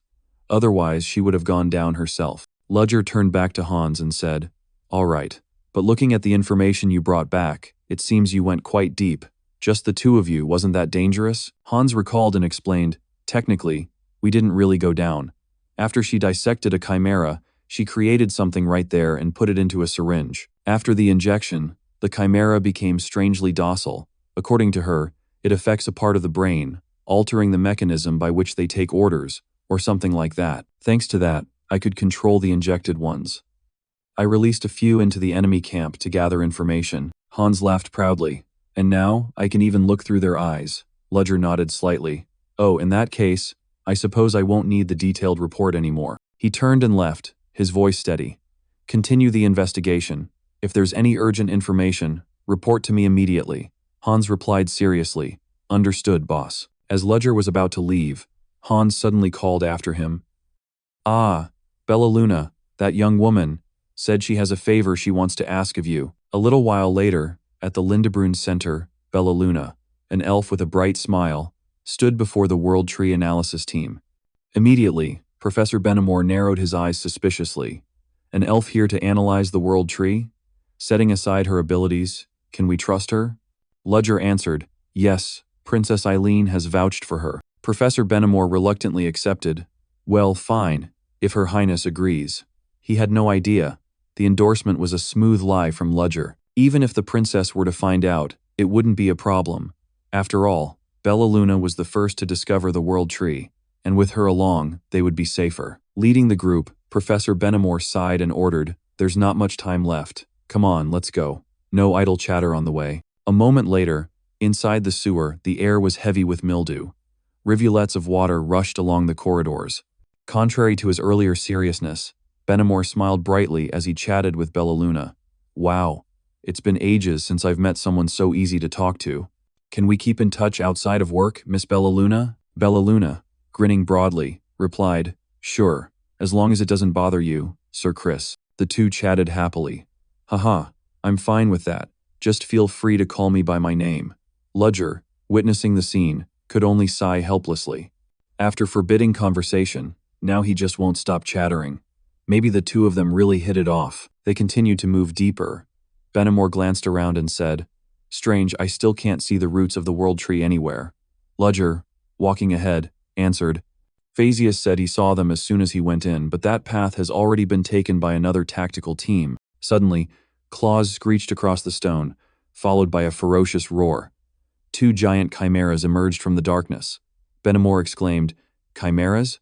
They're here too." Ludger stepped forward calmly. "It looks like about 10 of them. I'll take care of them." However, Benamor stopped him. "Let me handle it. I can deal with that many." Ludger turned and said, "If you want." The savage chimeras lunged forward, and Benamor drew out a few vials, then hurled them forward, creating a stream of purple light. The test tubes shattered, a dark purple liquid spilled out, and began to evaporate, spreading through the air. The chimeras were enveloped in toxic smoke. They roared in pain and discomfort. Then they all collapsed at once. Ludger watched, quite surprised. "I never expected chimeras to be so susceptible to poison." Bella Luna's eyes glittered with admiration as she praised. "You mixed 3 reagents to maximize the poison's potency, didn't you?" Benamor blushed, chuckling with delight. "Haha, you have a keen eye. No wonder the princess recommended the expert." Ludger glanced over the pile of chimera corpses and said, "It seems this passage is blocked by the toxic smoke." Benamor reassured him, "Don't worry. Once it's exposed to the air, it'll neutralize quickly. Rest for a moment, then we'll move on." Meanwhile, in another sewer tunnel, Casey and Tarina walked on damp tiles as the drip of water echoed around them. Tarina spoke up, "I didn't expect we'd meet again like this. I thought, at the very least, our next meeting would be under better circumstances." Casey replied coldly, "I agree. But for us, there probably will never be any better circumstances." Tarina glanced over and asked, "You seem pensive. Have you changed since before? What happened since the last time we met?" Casey fell silent, as if mulling something over. Then she responded with a question. Tarina, how would you feel if someone were treated like the villain, even though they hadn't done anything wrong? Misunderstood, hated, and always blamed." Tarina looked at her, puzzled. Condemned despite doing nothing wrong? Suddenly, a low growl echoed from the darkness. They both spun around, on guard. From deep in the corridor, dozens of green eyes flashed as they crept closer. Tarina tilted her head. "Perhaps it's better if we leave this conversation for later." Casey agreed. "You're right. I'm foolish to be sentimental at a time like this." At the same time, in another section of the sewers, Ludger's team continued deeper toward the center. Before them lay a massive, withered root system woven through the rubble. Benamor exclaimed in astonishment, "Whoa, it's really here, the world tree's roots." Ludger calmly surveyed the surroundings, lost in thought. This area was noticeably larger than the others. He wasn't sure what it had once been, but now it was only ruins. Benamor urged at once, "Let's analyze it before the enemies arrive." Bella Luna responded eagerly, "All right." But then Ludger froze. His gaze had caught on something unexpected. "Hold on a second," Benamor asked anxiously after hearing that. "What's going on?" Ludger pointed upward. "Look up, above the root." Benamor looked up in surprise. A cloth-wrapped object, looking like a mummy, was reaching out from the root trunk. Benamor took a half-step back and blurted, "W-Ace, what is that?" Meanwhile, at Lindebrun Central Square, which had been turned into a temporary shelter, soldiers were directing people. "Get inside quickly. Take the wounded to that tent." Amid the chaos, Lynn sat huddled beneath a tree, her face ashen. Arendir ran over, his voice anxious. "Lynn, are you all right?" Startled, Lynn immediately asked back, Oh, Arendir. Have you seen your sister, I mean, the first princess? Arendir averted his gaze and mumbled, oh. Yeah, I saw her. She's been fussing and worrying about me the whole time, so I got stuck there for quite a while. Lin laughed. Ha ha. It seems the princess really does care about you. Arendir pouted. Yeah, cares about me as if I'm a toy. Then she took a stern, somewhat reproachful tone. Anyway, Lin, you were reckless rushing out into the Crystal Palace. Do you know how terrified I was? Lin hung her head, remorseful. I'm sorry. My body acted before I realized what I was doing. Just then, Flora and Cheryl walked by. Arendir still hadn't calmed down. Why didn't Flora say thank you? Lin defended, probably because she was panicking too. Unbeknownst to them, Flora had overheard the entire conversation. After that, Arendir changed the subject. Anyway, it would have been terrible if Professor Ludger hadn't been there. Lin smiled in agreement. That's right, he's really cool. Suddenly, Lin froze. A strange sensation ran down her spine. She bent over, bracing her hand on the ground, slightly unsteady. Arendir asked in alarm, What's wrong? She replied tremblingly, her voice weak. It's nothing. I'm just a little dizzy. But inwardly, Lin knew something was very wrong. Her body began to shake. Oh, what is this feeling? Before her, streams of black mana were closing in. She panicked as she realized it was coming from the ground. No, from beneath the earth. Back in the sewers, the analysis team was confronting a strange object growing from the world tree's root. Ludger and Benamor closely observed the mummy reaching its hand up from the root trunk. Ludger assessed, that looks like a root protruding from the world tree.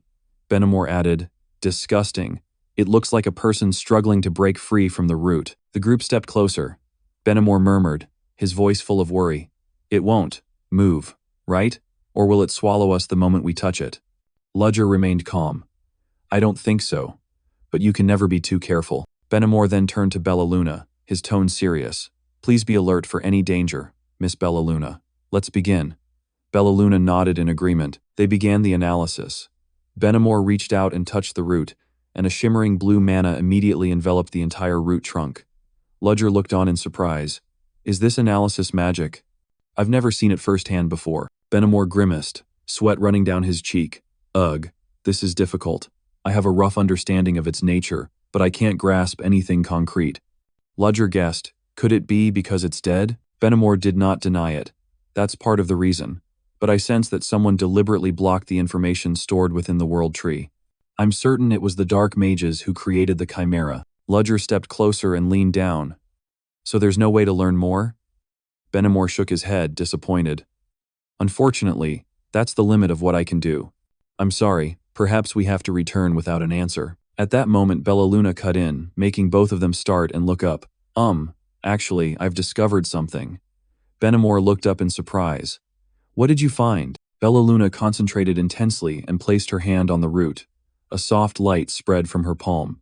The root is dead, but a great life force is still retained within. It's possible the dark mages extracted it for use. Ludger pondered, stroking his chin as he analyzed. That fits the hypothesis raised in the previous meeting. What about that grotesque form? Did you find anything about it? The three of them turned to look at the body trapped in the root. Bellaluna murmured, I believe that humanoid shape does not belong to the world tree. Benamor frowned. Doesn't belong. What do you mean? Bellaluna nodded slightly. Someone imprisoned an entity inside this root. And even now, it is still trying to break free. That's why its shape looks like it's writhing. Ludger repeated thoughtfully. Trying to escape? Benamor panicked. So that thing can move? Bellaluna continued. No. What you see are only traces of an attempt to get out. Its true form is probably still sleeping within the world tree's roots. And it's possible the Liberation Army and the Shadow Mages are trying to manipulate that power. Ludger asked calmly. Benamor, frowning in utter panic, cried out, So, do you know what it is? She hesitated, her gaze showing a seriousness never seen before. Yes. If I'm not mistaken, it is the power of a demon. Both of them went silent at once. The air seemed to freeze, cold sweat beating at their temples. Ludger glanced up, trying to grasp Bellaluna's words. Benamor still found it hard to believe. A demon. But they're only recorded in ancient texts. They don't really exist. Bellaluna looked at him and nodded in confirmation. Yes. But there have been people who have felt that power. It's not merely a legend. Benamor, still unconvinced. But Miss Bellaluna, how did you discover that? I thought all information about the World Tree had been sealed. Ludger murmured in amazement. Wow, lady. They seem awfully close, don't they? Bellaluna smiled shyly and replied, Ha ha, our elven people can attune to the World Tree. Thanks to that instinct, we can sense genetic information from plants, even when it's sealed off. Benamor exclaimed, Really? That's different from what I've heard from Professor Viorano. Besides, I thought only the caretakers were allowed to commune with the World Tree. Though a bit blunt, hadn't you secretly contacted it before? Ludger replied at once, Of course not. No way. He hadn't finished his sentence when he turned to see Bellaluna deliberately looking away, cold sweat beading on her brow. Did she really do that? Bellaluna stammered, her face briefly flustered. No, it's nothing. I was only caught once. Ludger jumped, thinking, Wait, does that mean she did it more than once? He stared at her, his eyes narrowed in anger, thinking, You should have told me about this sooner, Bellaluna. I thought you were expelled from the forest for your odd behavior. It's a miracle you're still alive. Benamor saw the atmosphere growing tense and stepped forward to mediate. Why are you staring at her like that? I'm surprised too, but who are we to judge the elves' rules? Bellaluna nodded in agreement while Ludger gritted his teeth, thinking, Easy for you to say, you won't face the consequences. Even a single slip-up could start a war with the elves. Benamor quickly changed the subject. Anyway, we've gathered enough information. Let's return to report to His Highness. Ludger turned and said, No, we should keep going. If the dark mages really are planning to harness the power of demons, we have to stop them first. Benamor froze in disbelief. What? Isn't reporting what we know more important? Besides, we're not warriors, Ludger said sternly, analyzing. Demons are considered imaginary in this modern world. No one will believe us without concrete evidence. Benamor frowned in understanding. That makes sense. But even if we wanted to pursue them, how are we supposed to know where they are? Ludger voiced his hypothesis.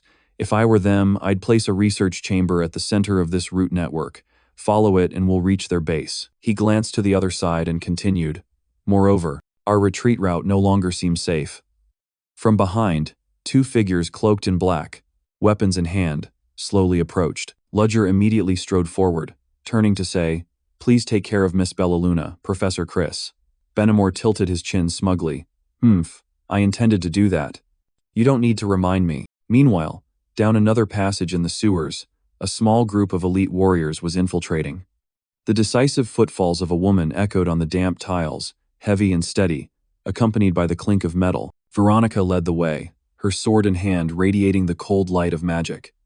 Behind her, the monsters had been cut apart, their bodies frozen within layers of blue crystal. So you finally reveal yourselves, scum of the Liberation Army. Veronica squinted at the soldiers in black cloaks blocking their path. From behind the ranks, a mage raised his staff, its tip blazing with fierce orange light, and said, There aren't many of them, but they must know that assembling in large numbers here would be disadvantageous.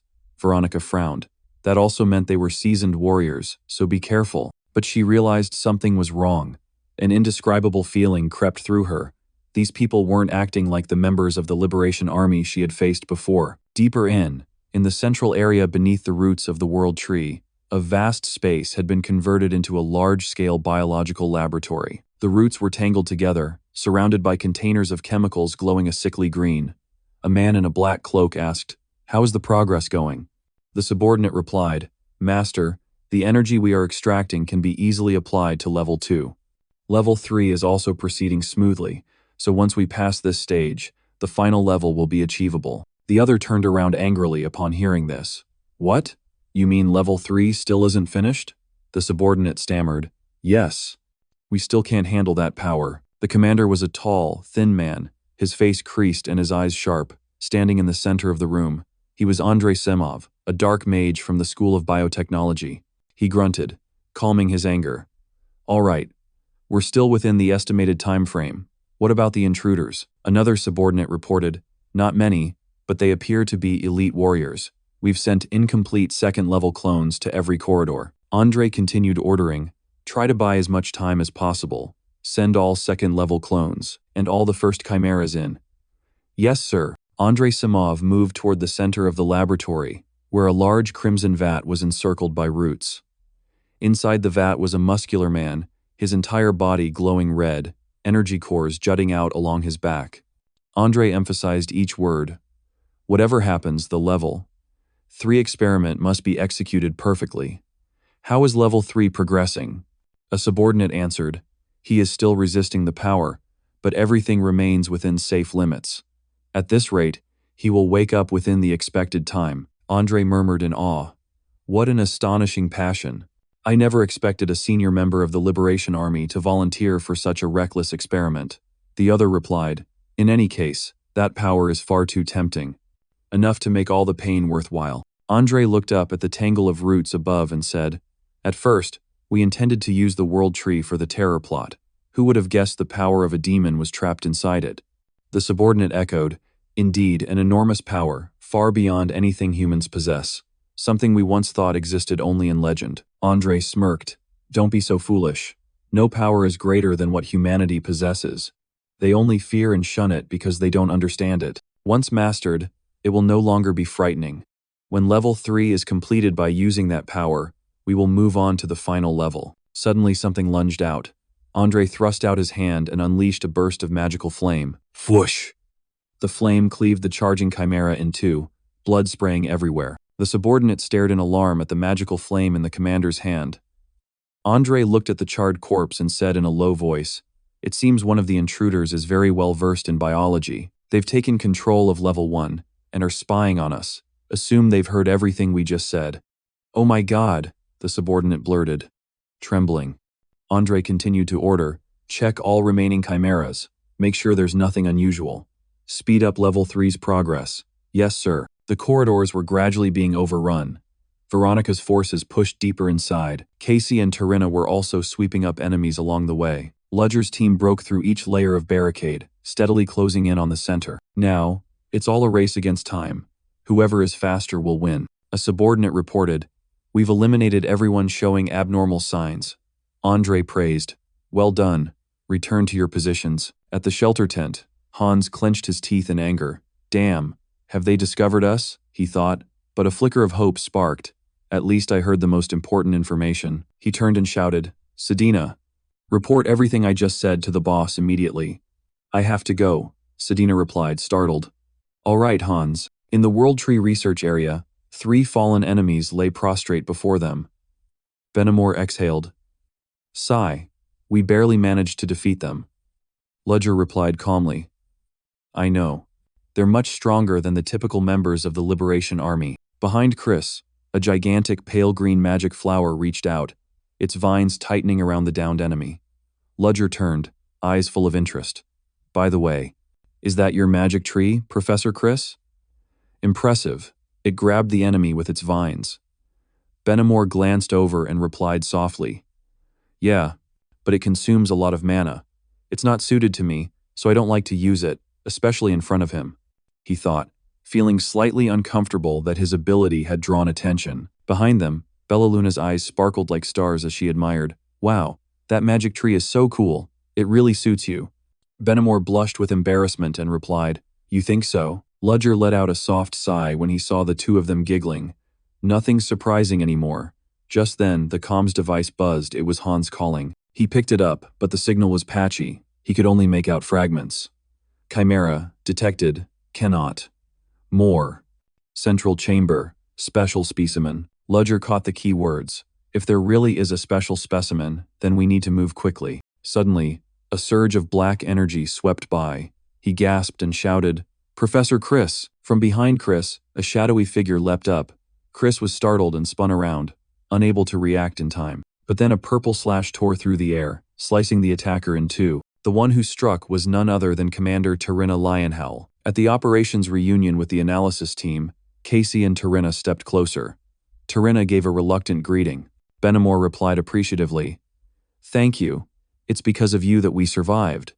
By the way, do you know why those corpses have started moving again? Casey looked around. Yes, we just confronted them. Many who were thought dead deformed and charged in to attack. They must have fused the Chimera research agent with the soul-summoning magic of a dark mage. But only a few specimens can do that. It still appears to be an incomplete form. But suddenly she turned, her suspicious gaze landing on Bella Luna. But who is the person behind you? The analysis team only has 2 people. Bella Luna, terrified, stammered, cold sweat pouring like a stream. Me. Benamor stepped forward to stand in front of her, quickly explaining.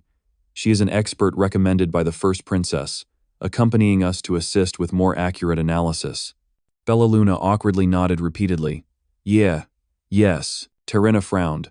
The princess recommended her? In all the time I've worked for His Highness, I've never seen him do that. But he has many secrets, so I'm not too surprised. I'll provisionally accept that explanation. Ludger breathed a sigh of relief. Thankfully he spoke up. If I had explained it, it probably would have sounded even more suspicious. Casey glanced over, saw Ludger calm, then turned away. She told herself, no, this is not the time. We need to deal with this situation first. Terina asked further, so, have you found out anything here?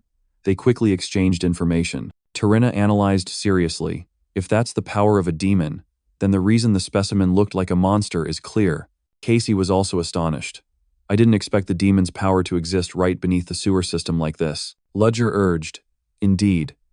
The Liberation Army and the Dark Mages are planning something that uses both the World Tree and demons. Some teams have probably already encountered them. We should go. Meanwhile, a dark mage raised a brilliant emerald magical shield, holding off the fierce assault. Veronica confronted the leader, Andrei Simov, directly. She launched a series of strikes, but all were blocked. The subordinates panicked, but Andrei remained calm, reassuring them, don't worry about me. I'll buy as much time as I can. Then he roared orders, do everything you must to ensure Phase 3 is completed. Behind him, the scientists hurriedly operated the equipment. Veronica watched as the thin layer of ice encasing his hands slowly cracked, revealing a honeycomb-patterned magical mesh protecting him. She shivered. This cold, it cuts to the bone. Had he infused his magic with an ice attribute? If so, he would be subjected to that same temperature. She realized. Perhaps he had implanted cold steel from the frigid north into his body to increase his endurance. She swung her sword and charged. Colorful test tubes were concealed behind him. He also knew this action could endanger himself. Suddenly, Phasius swept in sideways, cast a spell, and unleashed a spiraling slash that cut through the air, striking his opponent's head directly and spraying blood everywhere.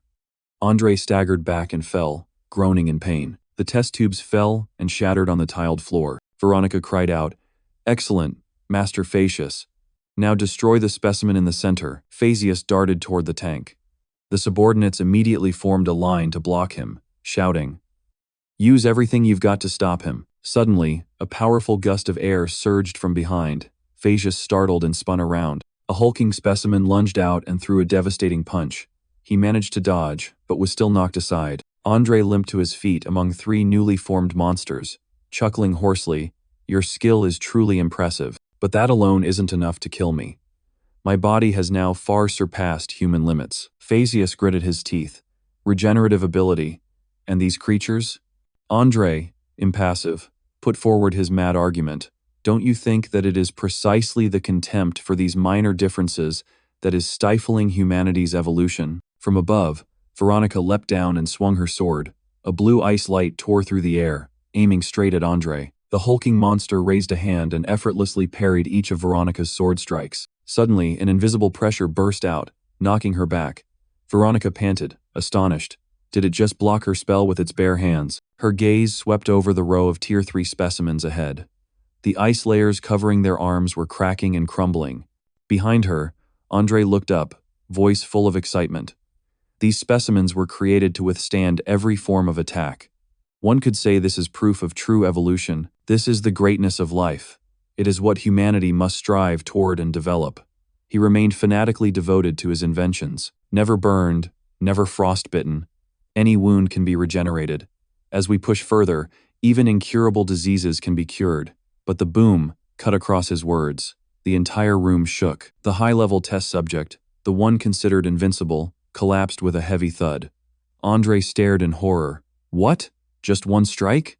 It hasn't even had time to regenerate, he realized in a panic. That is, Latheron Ironface, a giant warrior, 3 times the height of an ordinary man, appeared amid the surging mana. His eyes were as sharp as steel.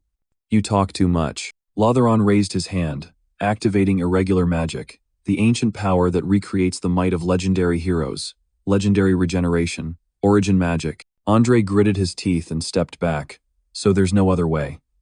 He pulled out a syringe filled with deep purple liquid and drove it straight into his chest. Andre's body convulsed, his skin turning a deep, gloomy purple, veins bulging like roots, and he howled in pain. A cataclysmic explosion thundered out. Heat and magical force erupted, blasting everything around. He raised his hand high, and blinding golden lights flared brilliantly. They then converged around him, forming a gigantic Six Realms magic circle at his feet. Magic was unleashed. A colossal surge of golden light whooshed up and transformed into a gigantic heavenly stone whale, plunged down like a thunderbolt straight at Lotheron. The overwhelming pressure forced everyone to step back. Phasius stood outside, shouting anxiously, "El Lotheron, are you okay?" Lotheron enveloped his body in magic, avoided the killing blow, and merely replied, "I'm fine." Andre, crazed, stood at the head of the monsters, spreading his arms smugly. Look at the power of the demon. Even diluted, it's still unimaginably strong. The armor covering Lotheron's face began to crack, revealing a tanned visage with animal ears and blazing golden eyes. Phasius was stunned to see it. "Lotheron, Andre sneered madly and said, "Ah, I get it. So that's why you hid your face. No wonder I smelled a monster. Now, fight each other, without holding anything back." Lotheron ground his teeth, his eyes blazing. They clashed, lightning, steel, and magic intertwined, and the hulking monsters were felled, lying scattered around them. Phasius blocked a strike but was flung far away. Andre laughed savagely, confidently saying, "Ha ha, so this is what it's like to face a group of skilled warriors. None of you revealed any fatal openings." Phasius gritted his teeth, his mind reeling. Damn, I can withstand his strength, but that dark fluctuation, the closer it gets, the more it disorients me. He thought quietly, what a pity. A genius like him once contributed to modern medicine. So what could have driven him into darkness? Above, Lotheron summoned an ancient hero. Raining lightning strikes down. From behind, another team appeared, shouting, "Sorry we're late. I'll help right away." After saying that, Tarinna lunged forward, unleashing a fierce sequence of magical sword strikes. Andre leapt high to dodge, then counterattacked with a barrage of magical beams that rained down like gunfire. More of them? Fine. Keep attacking me. Just buy time until the specimen is complete. But suddenly, from behind the tank, where the explosion hadn't yet gone off, he spun around in panic, unable to believe what he saw. Casey grinned slyly and stepped forward. Perfect. We arrived right on time, just as planned. Casey appeared, his body shrouded in spiraling streams of magical water. Beside him, Ludger stood tall, an equally impressive entrance. Casey laughed and said, "Now destroy the experimental specimen they're frantically protecting." Ludger replied coldly, "I'll handle the specimen, so stop anyone who tries to interfere." Commander Andre of the Liberation Forces roared, "Stop them at all costs." He hadn't expected them to take that opportunity to attack. "Yes, sir," the subordinates answered in unison. Casey swung his hand and blue water magic shot out, striking them. Meanwhile, Ludger cast his spell as the magic circle flared brightly. Andre lunged forward, but before he could reach them, his whole body was bound in a swirling vortex of water. A beam of light tore straight through the laboratory tank. Glass shattered in a deafening crash, then everything fell silent. The red liquid inside spilled out. The hulking monster toppled face down, its chest punctured by a deep, gaping hole. Andre groaned, trembling. No, my masterpiece, my life's work. Then he spun, fixing a look of hatred on Ludger. You dare? You will pay." But before Ludger could answer, they froze. "Wait, it's getting up." Amid the rubble, the giant specimen slowly rose to its feet, naked, its muscles hard as stone. Its face was terrifyingly expressionless. It let out a bone-deep roar, and thick black mana surged through the laboratory. The air grew suffocating. The nightmare had only just begun. Ludger gritted his teeth and looked up. "It's just a pure release of mana. And yet the power is this great. Now I understand why my master was so concerned about it." Andre laughed maniacally, his grin grotesque. "Ha ha, yes. This power. My masterpiece is finally complete." Suddenly, a warrior from the squad stepped forward, trembling. "Wait, could it be?" Luitpold, is that you?" Veronica froze. "Do you know him?" The other replied, "Yes. We served together in the army. I heard that after he deserted, he became an officer in the Liberation Army. The experimental specimen stood motionless, its breath issuing white puffs. His face was emotionless. Luitpold. Yes, that is my name. But a second later, his eyes widened, veins of blood flaring crimson within them. Or not. Who am I? The names keep dancing in my head. Luitpold, David, Gerard, Yenna. He clutched his head, trembling crazily. Andre understood immediately. The soul grafting from multiple mages had scrambled his memories. But that seemed better. He would be easier to control. Then he said nonchalantly, Third. You are the experimental specimen named Third. Luitpold repeated in a daze. Third? Andre continued. Yes, and I am your master, Andre. But it doesn't matter who you are. Aren't you hungry? The man's eyes dropped. Oh, right. It doesn't matter who I am. Right now, I need to deal with this hunger first. Andre pointed at the enemies ahead, urging, So then, Third, do you see those prey? Swallow them whole. But Luitpold lunged, and the first prey was Andre. He hoisted his creator aloft and snarled, You look the tastiest. So you'll be the first meal. His hand pierced Andre's body, attempting to siphon off all of his demonic power and mana. A blinding flash of light erupted, startling him. Ludger stood upright, his wand leveled at him. Do you think we're stupid enough to wait for the enemy to get stronger? Then he turned and shouted, Casey, are you ready? Casey lifted her umbrella high, water gathering around it, and replied confidently, Of course. There's plenty of water down here to use. A giant water monster formed and surged straight toward Third. Andre crawled away, fleeing in panic, afraid of being swept up. Casey launched the umbrella forward, creating a colossal whirl of water, as if a thunderous strike from above had been unleashed. It thundered like a storm, charging straight at Tuesday. He sprang up, arms spread wide and furious. A blaze of crimson magic wrapped his whole body, resisting the gigantic fist of water. Casey gritted her teeth in astonishment. He stood firm despite the enormous pressure, showing no sign of drowning. Could it be that he doesn't need to breathe? Ludger turned quickly and called Veronica. She caught his meaning. She slashed straight into the rushing water with repeated blasts of magic. Everyone realized they were trying to lock Tuesday in place with ice. But Lothran knew that that amount of magic alone wouldn't be enough. Benimora shouted, Agnone using ice magic. Lend a hand. Bellaluna added, I also brought some freezing fluid. Everyone coordinated, pouring all their magic into the attack. Before their eyes, the rushing water suddenly froze, turning into a colossal block of ice. Ludger exhaled in relief.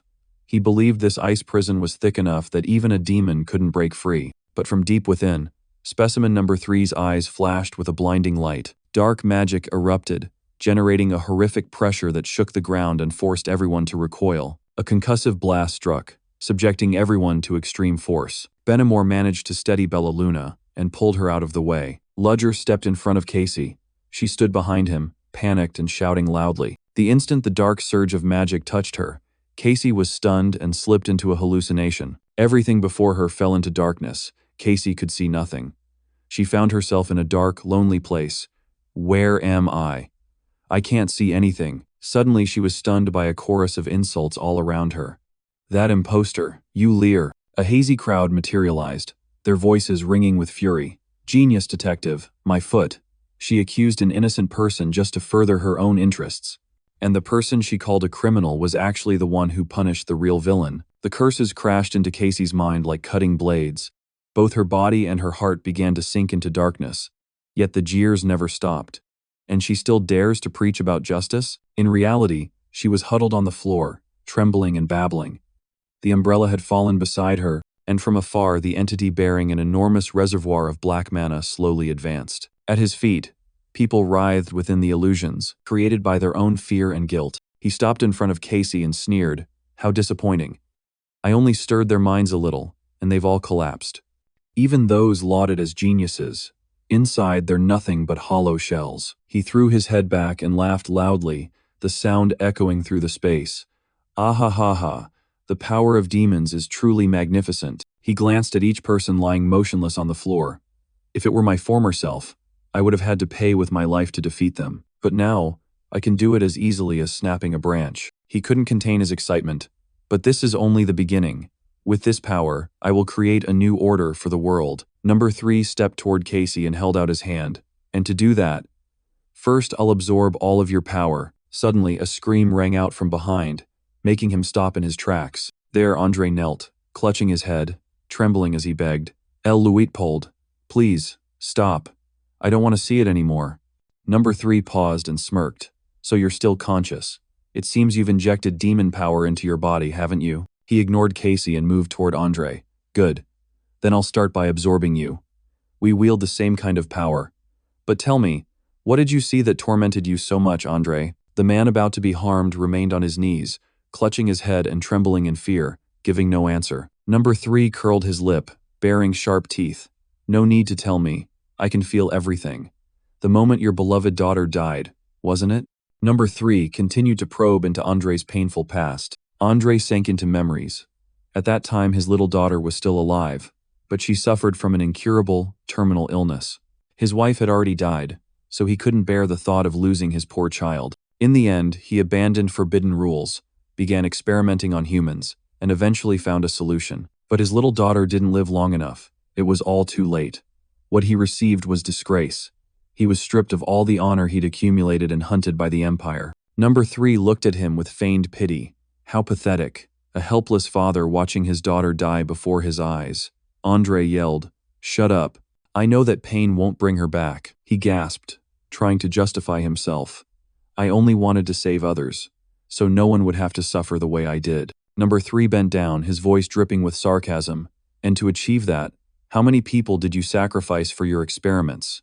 Do you really think that was justified? Then he raised his hand, ready to finish Andre off. Andre's eyes widened in terror as the powerful hands slowly moved closer. Suddenly, a cold voice rang out from behind. Sorry, but that's not going to happen. Number 3 spun around, disbelief in his voice. How could you? Ludger stood there, unbowed. His eyes were cold as steel, and the confidence he radiated left the two men incredulous. You're pretending to be unconscious, aren't you? He didn't answer immediately. He slowly pulled something from his coat, and then replied softly, No, I only just woke up, after realizing it was all an illusion. He brought a pipe to his lips, his voice icily calm. The memories you showed me were awful. Because of that, I'm in an extremely bad mood right now. Anyway, I should thank you for knocking them out.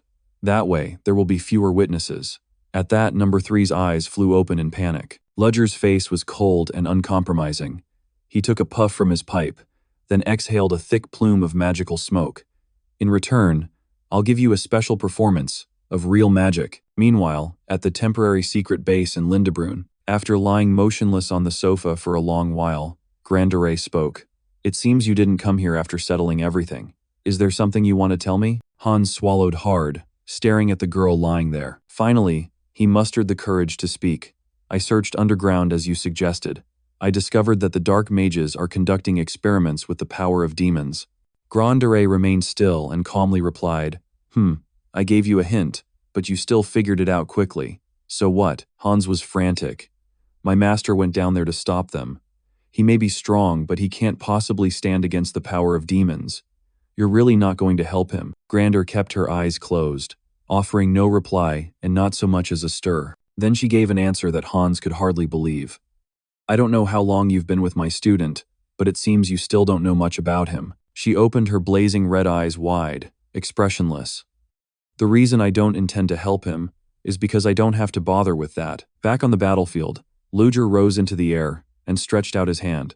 A flash of blue magic lit up as he concentrated intense magical power. Magic bolts shot out, aiming straight at Ba. On his gigantic body, demonic faces appeared, screaming as if trapped beneath the heaving layers of muscle.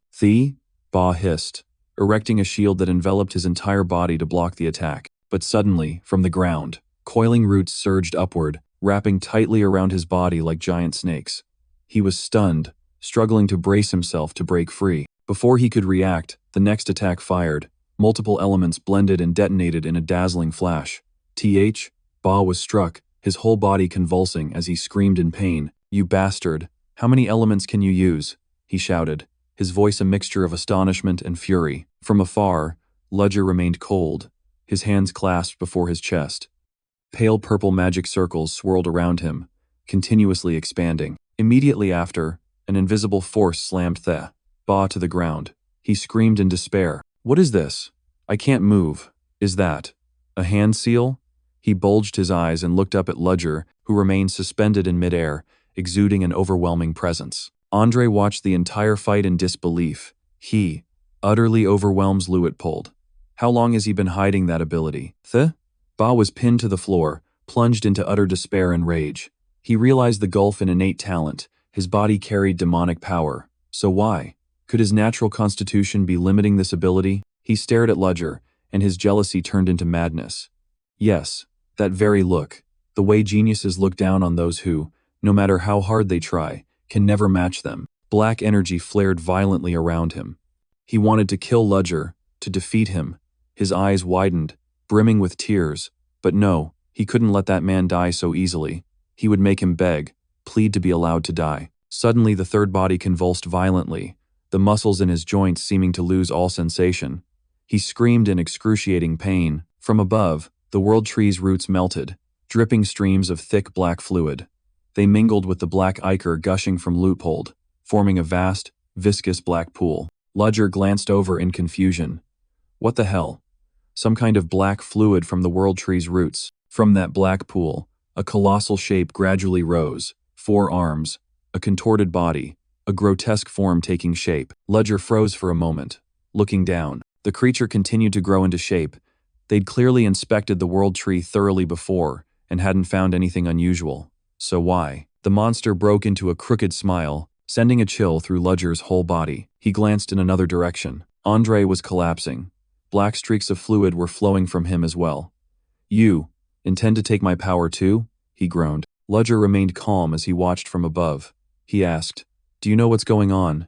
Andre let out a strained laugh, his voice weak. You're asking me that after we just fought to the death a few minutes ago? Perhaps he can't control the demon's power. Then he looked at the people sprawled on the floor and explained. That thing reacts to negative emotions, even his own. It's absorbing the fear and hatred around here, to become stronger. He is the result of merging the demon's power with the world tree. We thought we could control it, but we couldn't. Now those two forces are canceling each other out. Put simply, the demon's power has acted according to its own will. And it's devouring him. Ludger frowned in shock when he heard that. From beneath body number 3, a stream of black magic shot upward, flinging Ludger away. The crushing force made it impossible for him to steady himself. The world tree's roots swelled more and more, then burst open, spewing a torrent of black ichor that merged into the pool of liquid on the floor. Luitpold rose up from the black pool, naked. He let out a horrific scream, the cry of someone in unbearable pain as he was consumed by the very power he had sought. When the final drops fell, a real demon manifested. Its dark wings radiated immense magical power as it slowly advanced. Andre now trembled, utterly horrified at the sight before him. He mumbled in fear, That is, a real demon. Ludger gritted his teeth and stared straight at the demon. Before him stood a fiend, its hulking ash-gray body marked by red, flame-like veins running along it, black horns and broad bat-like wings. It took heavy steps across the floor. It raised its head, its yellow eyes flashing. At last, I am free. Heavy footsteps echoed through the ruined space. The demon did not hurry to attack. It merely regarded Ludger with a self-satisfied look. After an endless age of suffering, I have finally escaped from within that dreadful world tree. I must offer my deepest thanks to all of you. Ludger ground his teeth with a grinding sound.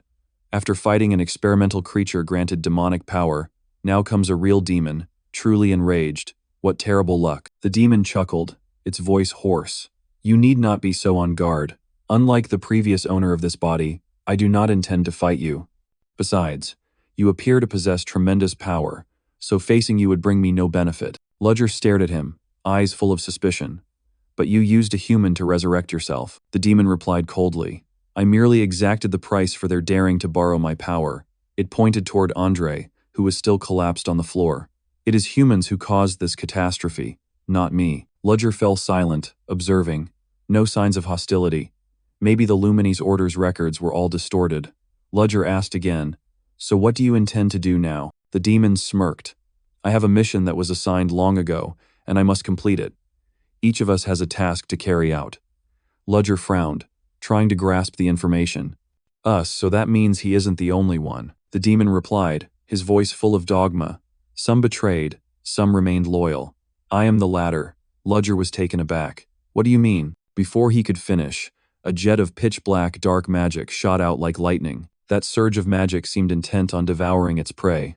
It streaked straight toward the unconscious Casey. Boom! The ground blew apart. Black smoke billowed up. The blast carved a deep crater in the earth, mana converging and swirling like a dark, black sphere. Ludger managed to grab Casey and leap out of the blast's center. He gritted his teeth. "I thought you said you didn't want to fight?" Ludger panted, realizing how close it had just been. He hadn't sensed a shred of killing intent. If he'd reacted a moment slower, the consequences would have been disastrous. The demon gave a thin smile. "Correct. I don't want to fight you." Ludger pointed at the collapsed Casey. "And yet you tried to kill my teammate." The demon looked puzzled, thinking, isn't there something off about that? At last he understood. At the very least, the demon hadn't been lying to him. He himself didn't radiate any murderous intent. He was simply carrying out his duty. Killing without any emotion, that's what's truly frightening. Benella, having just come to and witnessed it, was anxious. The monster was 10 times stronger than before. He might be immune to poison, but will he really be okay? A dense, dark purple magical mist began to whirl wildly around Ludger, emitting pressure like great waves slamming into the air. He understood the situation clearly. If it truly was a demon as described in the academic texts, then in this state, there was no way he could hold his ground against it. He had to strengthen himself to the maximum to confront it. Ludger hissed, exhaling a plume of purple magical smoke. "How foolish, I once thought I could reason with a demon." Without hesitation, he donned the beaked mask and activated the magical enhancement. Amid the hazy purple smoke, his tall, mysterious figure came into sharp relief. "The assessment of you is complete. Now, it's time for your treatment." Meanwhile, Casey was still trembling inside the illusion created by the demon. A cold voice echoed around her. "Casey, I am truly disappointed in you." She knelt on the floor, terrified and begging. "Grandfather, please, listen to me." I. Grandfather's voice remained stern and unyielding. "I asked you to make this world a fairer place." Casey choked out. "Yes, and I have. I'm working toward justice, just as you said." A resonant, hoarse, skeptical voice. "Is that so?" Behind Casey, a man in a black cloak slumped down, clutching a child. His voice rang out, racked with pain. "Do you truly live with justice in your heart?" Casey stared in horror and turned around. The man remained silent in the shadows. She trembled, bracing a hand to stand, but an invisible force hurled her off the sheer cliff. He was right. I have no right to justify myself. Casey fell into despair, letting go of everything, forgetting the plots against the kingdom. I can't even uncover the truth about a child's death. How can I claim to stand for justice? Or to be a brilliant detective? I'm just a fraud, building a reputation from my own mistakes. It would be better for everyone if I disappeared. At that moment, a warm hand suddenly reached out and grasped her. The sharp pull snapped her out of her tangled thoughts. He held her hand tightly, his voice ringing like a pronouncement.